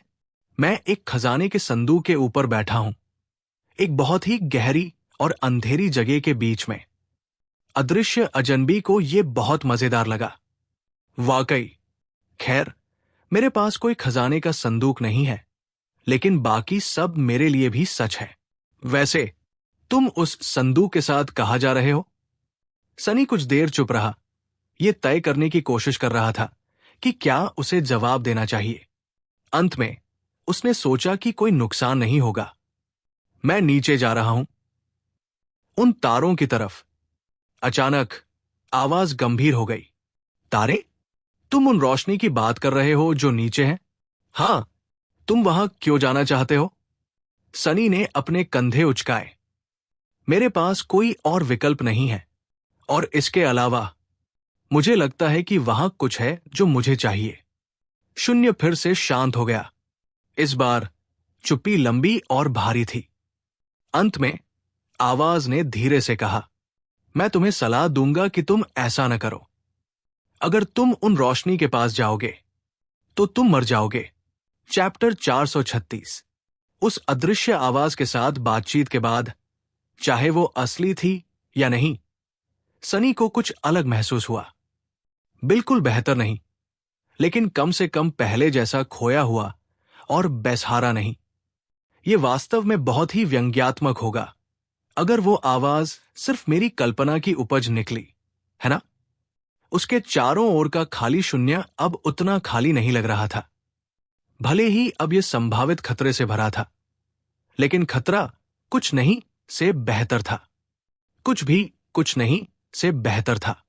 अंधेरे रसातल अबिस के अंतहीन सन्नाटे में 4 दिन बिताने के बाद सनी को एहसास हुआ कि खालीपन कितना भयानक था। इंसानी दिमाग बस इसे बर्दाश्त करने के लिए नहीं बना था। खैर, जो भी हो, उसने दूर के तारों को घूरते हुए कुछ समय बर्बाद किया और फिर सोचने लगा। अब जब उसके कोर एक बार फिर एसेंस से भरे हुए थे, उसके पास समय मापने का कोई साधन नहीं बचा था। कुछ देर अपने विकल्पों पर विचार करने के बाद उसने क्रूअल साइट को बुलाया और डार्क मिरर एन्चेंटमेंट को सक्रिय किया। भले ही नीचे वाले आसमान में लड़ने के लिए उसके पास कोई दुश्मन नहीं था, लेकिन बस एन्चेंटमेंट को सक्रिय रखने से उसकी शैडो एसेंस खर्च होने वाली थी। सनी को लगा कि वह इसे लगातार लगभग 2 घंटे तक जारी रख सकता है। जब उसका एसेंस का भंडार लगभग आधा खाली हो गया तो उसने क्रूअल साइट को वापस भेज दिया और मरे हुए डेविल के ढक्कन के बीच में पालथी मारकर बैठ गया। प्रकाशहीन शून्य में गिरते हुए सनी ने गहरी सांस ली और अपनी आंखें बंद कर ली। फिर उसने अपने शरीर में एसेंस के प्रवाह पर ध्यान केंद्रित किया। इसे अपने अस्तित्व के हर रेशे में समाते हुए महसूस किया। इसे सोल सरपेंट की कुंडली में निर्देशित करते हुए उसने छायादार टैटू को अपनी त्वचा पर चलते और अपनी स्थिति बदलते हुए महसूस किया। सनी अपने शैडो डांस की महारत को आगे बढ़ाने की कोशिश कर रहा था। निश्चित रूप से युद्ध कला का अभ्यास करने का सबसे अच्छा तरीका एक वास्तविक लड़ाई में था। हालांकि इसका एक और पहलू भी था। बिना रूप का होना, बिना आकार का होना, अस्पष्ट होना। ये अवधारणाएं केवल शारीरिक नहीं थी, वे मानसिक भी थी। इसलिए वो ध्यान कर रहा था।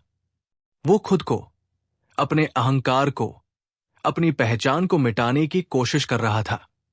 वो बस एक परछाई बनना चाहता था, एक ऐसी चीज जो मौजूद है लेकिन जिसका अपना कोई वजूद नहीं है। ये मुश्किल था, बहुत मुश्किल, लेकिन यहां इस अंतहीन अंधेरे और सन्नाटे में यह थोड़ा आसान लग रहा था।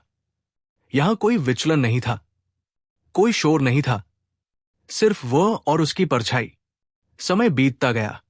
सनी को पता नहीं था कि कितना समय।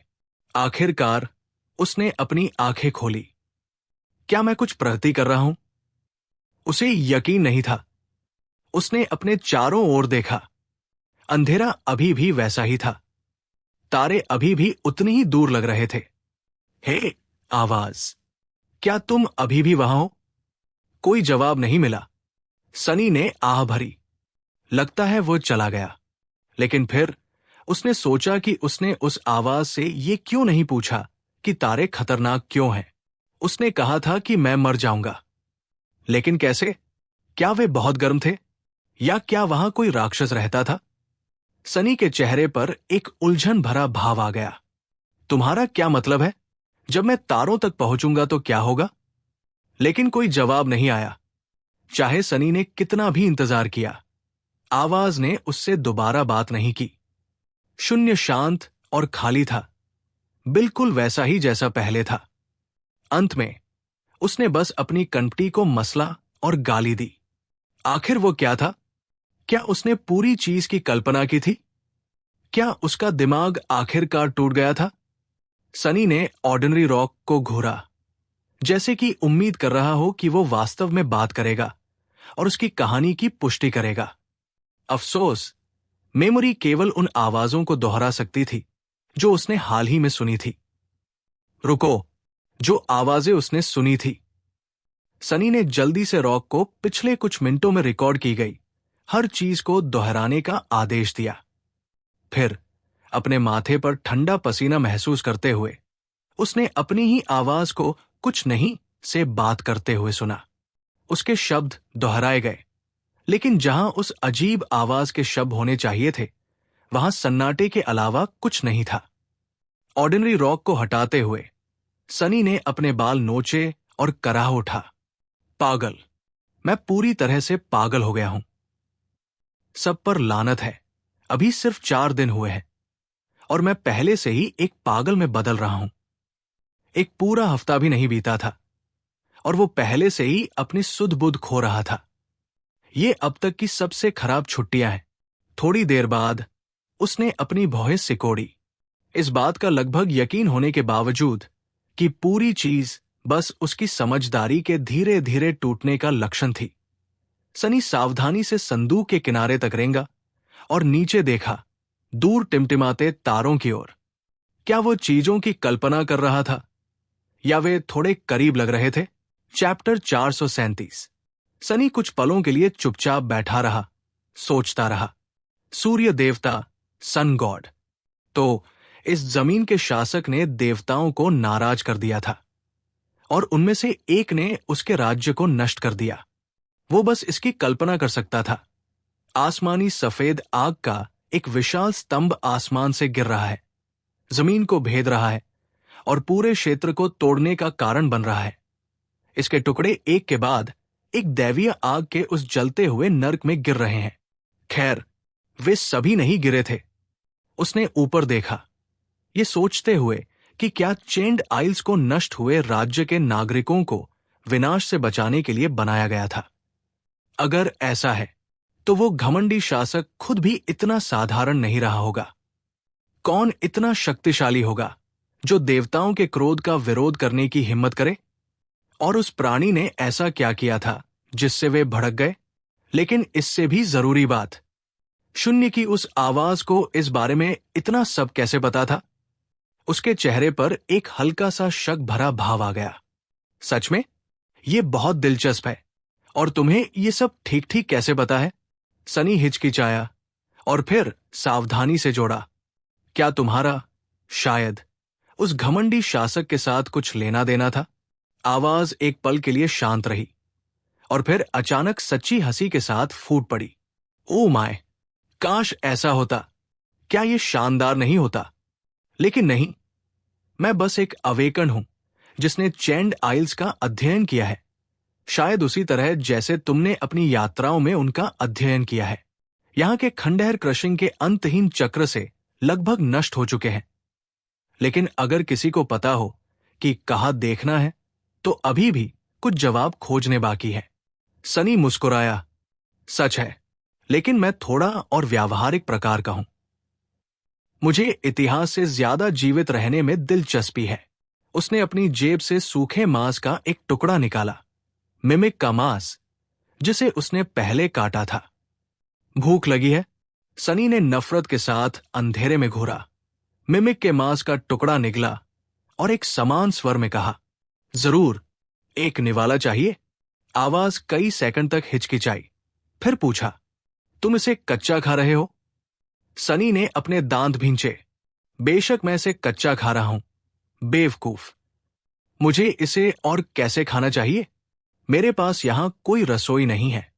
फिर एक उग्र दृढ़ संकल्प के साथ उसने मांस का एक और टुकड़ा तोड़ा और उसे चबाया। जैसा कि पता चला, उसका चेहरा पहले अपनी अधिकतम पीलापन तक नहीं पहुंचा था। अब यह न केवल सफेद बल्कि थोड़ा हरा भी लग रहा था। शून्य ने आह भरी। फिर उसने उत्सुकता से पूछा, क्या तुम्हें खुद को जहर देने का डर नहीं है? सनी गुर्राया, मेरा पेट बहुत मजबूत है। उसने वास्तव में उस नीच डेविल के दूषित मांस को खाने से फूड पॉइजनिंग का गंभीर मामला होने की संभावना पर विचार किया था।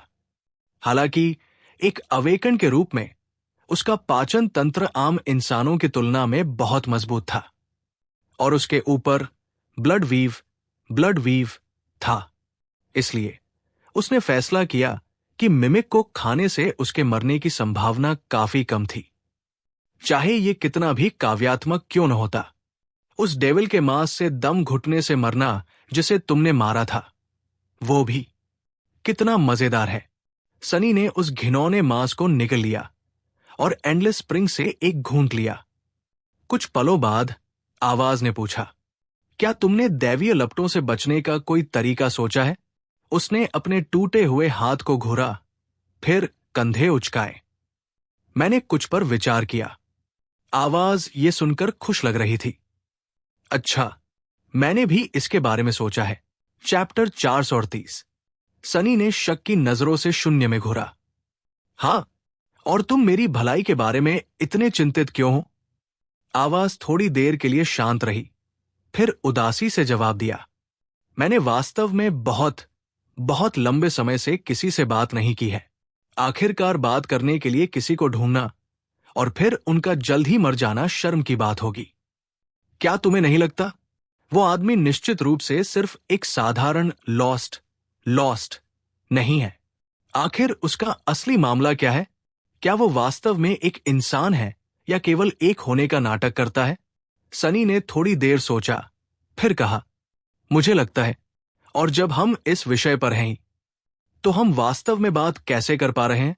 उसने उम्मीद की थी कि आवाज विषय बदल देगी या सवाल को नजरअंदाज कर देगी, लेकिन उसकी हैरानी के लिए उसने वास्तव में जवाब दिया, मुझे वास्तव में यकीन नहीं है। मेरे साथ भी ऐसा पहले कभी नहीं हुआ। थोड़ी देर बाद उसने हिचकिचाते हुए जोड़ा, क्या तुमने शायद कहीं टूटे हुए आईने का कोई टुकड़ा पाया है? सनी के दिमाग में कुछ क्लिक हुआ। टूटा हुआ आईना, मिरर बीस्टी, एसेंडेड रिफ्लेक्शन। आईने का वो टुकड़ा जो उस अजीब जीव ने पीछे छोड़ दिया था, वो अभी भी कोवेटस कॉफर के अंदर था, उसके खून से सना हुआ। बकवास। तो आवाज का मालिक उस जानलेवा रिफ्लेक्शन का निर्माता था, जिसका सामना सनी ने रेकोनिंग पर किया था। इसने उसे उतने ही सवाल दिए जितने की जवाब।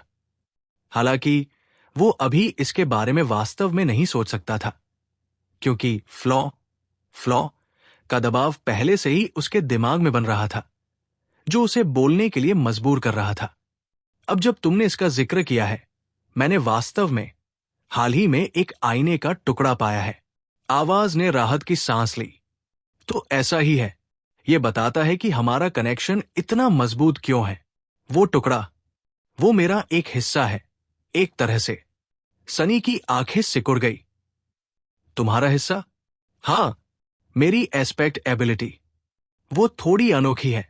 मैं अपनी चेतना को विभाजित कर सकता हूं और इसे प्रतिबिंबों, रिफ्लेक्शंस में डाल सकता हूं। वो आईना उनमें से एक के लिए एक बर्तन था। सनी को सिहरन महसूस हुई। तो वो बीस्टी जिसने उसे और काई को मारने की कोशिश की थी, वो इस आदमी के दिमाग का सिर्फ एक टुकड़ा था। यह आदमी कितना शक्तिशाली था।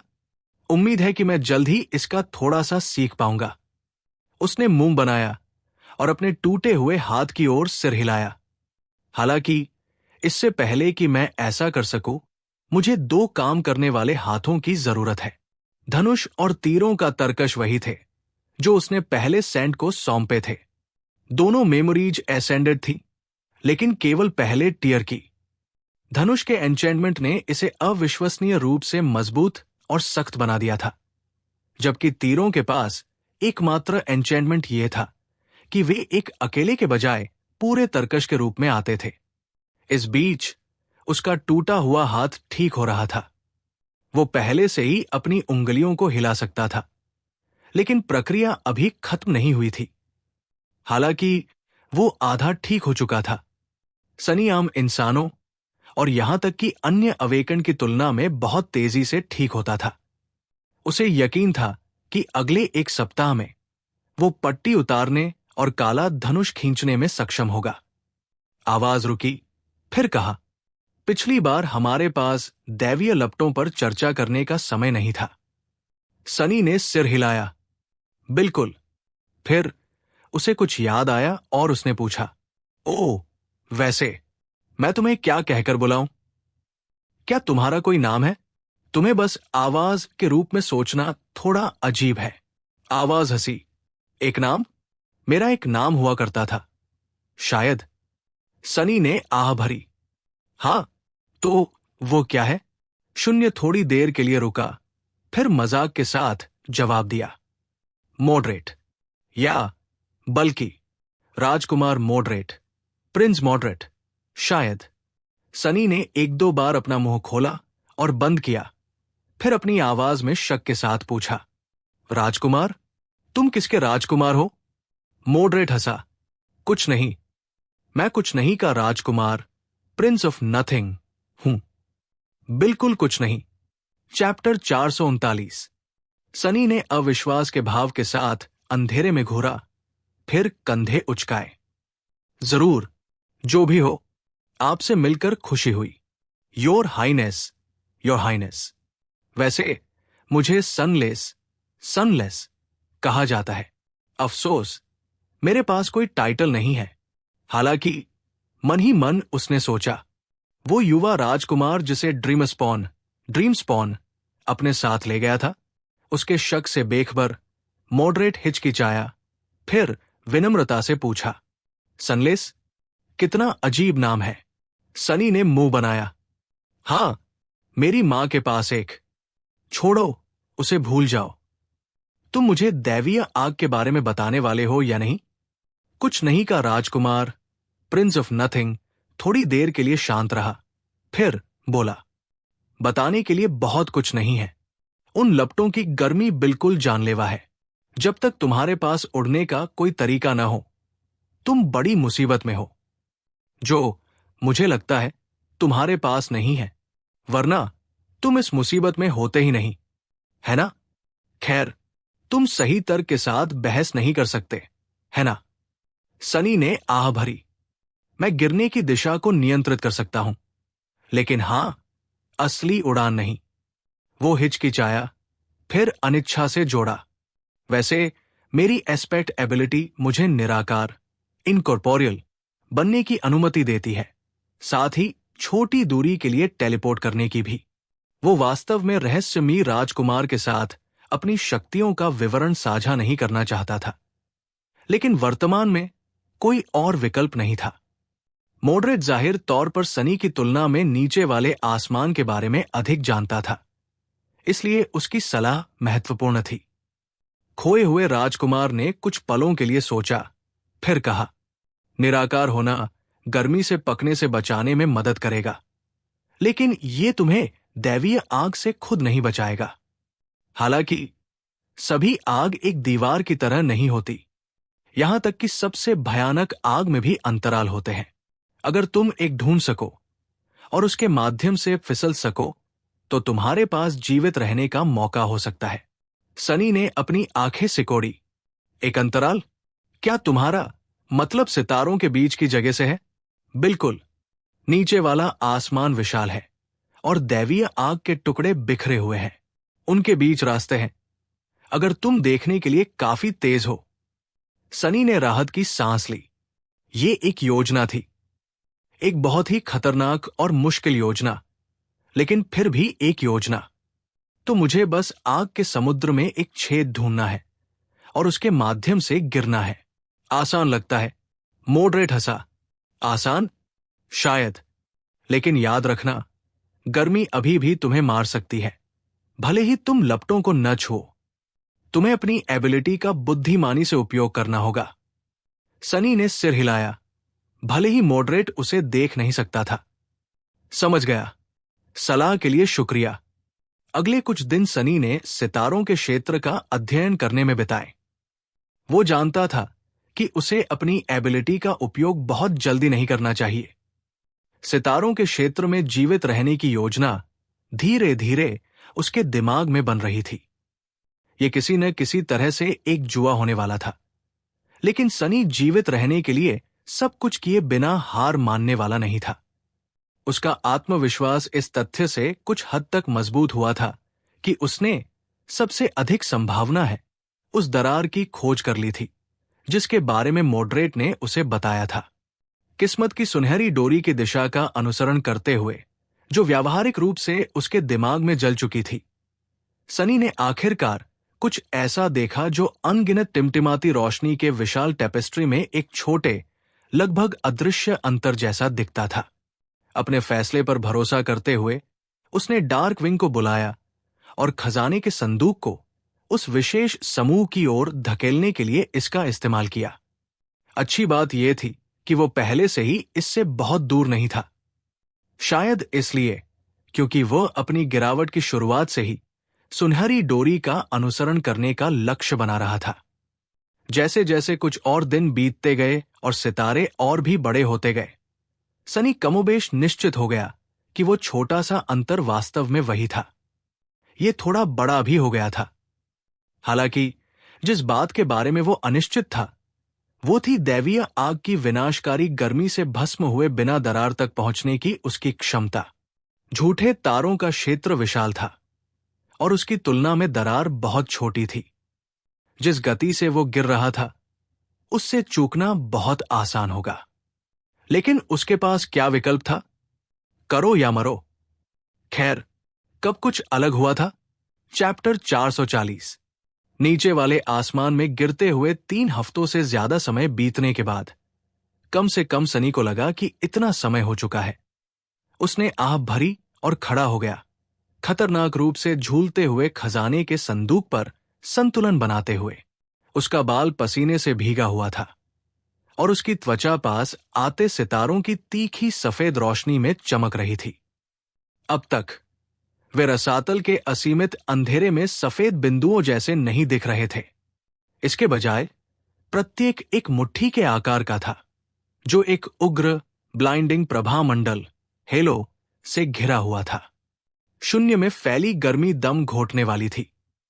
सनी ने नीचे देखा, अपने नीचे सफेद लपटों के समुद्र की ओर। अगर ये हजारों वर्षों से खाली शून्य में जलने के बाद स्वर्गीय आग के नर्क का अवशेष था, तो वो ये कल्पना करके काम गया कि प्राचीन भूमि पर दैवीय दंड का हथौड़ा गिरने के तुरंत बाद ये कैसा दिखता होगा। उसकी नजर कई चमकदार सितारों के बीच एक छोटी सी खाली जगह पर टिकी थी। दरार, ये उसका लक्ष्य था। जब सनी ने आग के विशाल क्षेत्र के बीच खालीपन के छोटे से टुकड़े को अंधेरे में घूरा, तो शून्य अचानक बोला, क्या तुमने? हाँ? क्या वो एक? ओह, तुम्हारे पास कितना बड़ा टैटू है। सनी ने अंधेरे की ओर देखा, फिर कंधे उचकाए। इसके बारे में क्या? मॉडरेट कुछ पलों के लिए रुका, जैसे कि यह सुनिश्चित नहीं था कि क्या कहना है। फिर मजाक के साथ पूछा, सनलेस, क्या तुम्हें यकीन है कि तुम एक रिसर्च असिस्टेंट हो? सनी मुस्कुराया, बिल्कुल मैं हूं। क्या तुम्हें पता है कि वे मुझे हर महीने कितने कंट्रीब्यूशन पॉइंट्स देते हैं? मैंने इधर उधर के बारे में कुछ शब्द लिखे और उससे मैंने एक घर खरीदा, एक पूरा घर। हो सकता है कि बड़ा बनने से पहले तुम भी एक गरीब और बेघर रिसर्च असिस्टेंट थे। खोया हुआ राजकुमार हंसा। बेघर? नहीं, वास्तव में नहीं। मेरे पिता के पास काफी अचल संपत्ति थी। मेरा मतलब है, काफी ज्यादा। सनी ने अपना सिर हिलाया। जरूर, जो भी हो। वैसे भी मैं अब व्यस्त होने वाला हूं। अगर मैं दूसरी तरफ जिंदा निकलता हूं तो मिलते हैं। शुभकामनाएं, सनलेस। सनी ने एक गहरी सांस ली, फिर पपेटिया श्राउड को हटा दिया। इसके बजाय उसने एक और कवच मेमोरी को बुलाया। यह काले गोमेद ऑनिक्स से बना एक पूरा प्लेट आर्मर था, जो उदास और बिना पॉलिश किया हुआ था। यह भारी और अभेद्य लग रहा था, और इसके हेलमेट का वाइजर एक पीड़ित चेहरे के आकार में बना था, जिसका मुंह एक मूक चीख में खुला था। यह अंडरवर्ल्ड का कवच था। स्टिफल्ड स्क्रीम, स्टाइफल्ड स्क्रीम। सनी ने इसे चुना क्योंकि इसकी एक विशेष एन्चेंटमेंट थी। कवच को पहने जाने के दौरान खुद को ठीक करने के लिए अंडरवर्ल्ड के पत्थर की क्षमता। यह विशेषता बाद में काम आएगी। सनी को खुद को बचाने में मदद करेगी। भले ही दैवीय आग गोमेद कवच को नुकसान पहुंचाने के लिए पर्याप्त तीव्र हो जाए। उसके बाद सनी ने काला लंबा धनुष और काले तीरों का तरकश बुलाया। अब तक उसका हाथ इतना ठीक हो चुका था कि वो शक्तिशाली धनुष खींच सके। उसे बस उम्मीद थी कि उसे इसकी जरूरत नहीं होगी। अंत में उसने क्रूअल साइट को बुलाया और उसे अपनी बेल्ट से जोड़ लिया। सभी तैयारियां अब पूरी हो चुकी थी। वाइजर की संकरी दरार से नीचे देखते हुए सनी ने आह भरी। अब सब कुछ उसके लचीलेपन, किस्मत और उसके शैडो एसेंस के भंडार कितने गहरे थे, इस पर निर्भर था। खाली शून्य के घने अंधेरे में नीले आसमान की यादों से भी गहरा एक टूटा हुआ खजाने का संदूक जलती हुई सफेद लपटों के महासागर की ओर गिर रहा था। उसका निचला हिस्सा उग्र प्रकाश में नहाया हुआ था, जबकि उसका ढक्कन गहरी परछाइयों में डूब रहा था। इसकी सुलगती हुई लकड़ी से धुएं के गुबार धीरे धीरे उठ रहे थे और इसे मजबूत करने वाली लोहे की पट्टियां धीरे धीरे चमकने लगी थी, क्योंकि वे नारंगी हो गई थी। सनी, जो एक परछाई बन गया था और एक बार फिर मरे हुए डेविल के ढक्कन पर छिपा हुआ था, ठीक महसूस कर रहा था। अभी के लिए, जब तक खजाने का संदूक नष्ट नहीं हो जाता, वो दैवीय आग के प्रकाश को सीधे छूने से सुरक्षित था। लेकिन मिमिक की लाश कब तक टिकेगी? वो किसी और चीज के बारे में सोच रहा था, हालांकि कुछ कहीं ज्यादा भयानक। दरार, वो मनहूस दरार। मैं उससे चूकने वाला हूं। अगर कहानी पसंद आई हो तो लाइक करें, चैनल को सब्सक्राइब करें और शेयर करना ना भूलें। मिलते हैं नेक्स्ट चैप्टर में।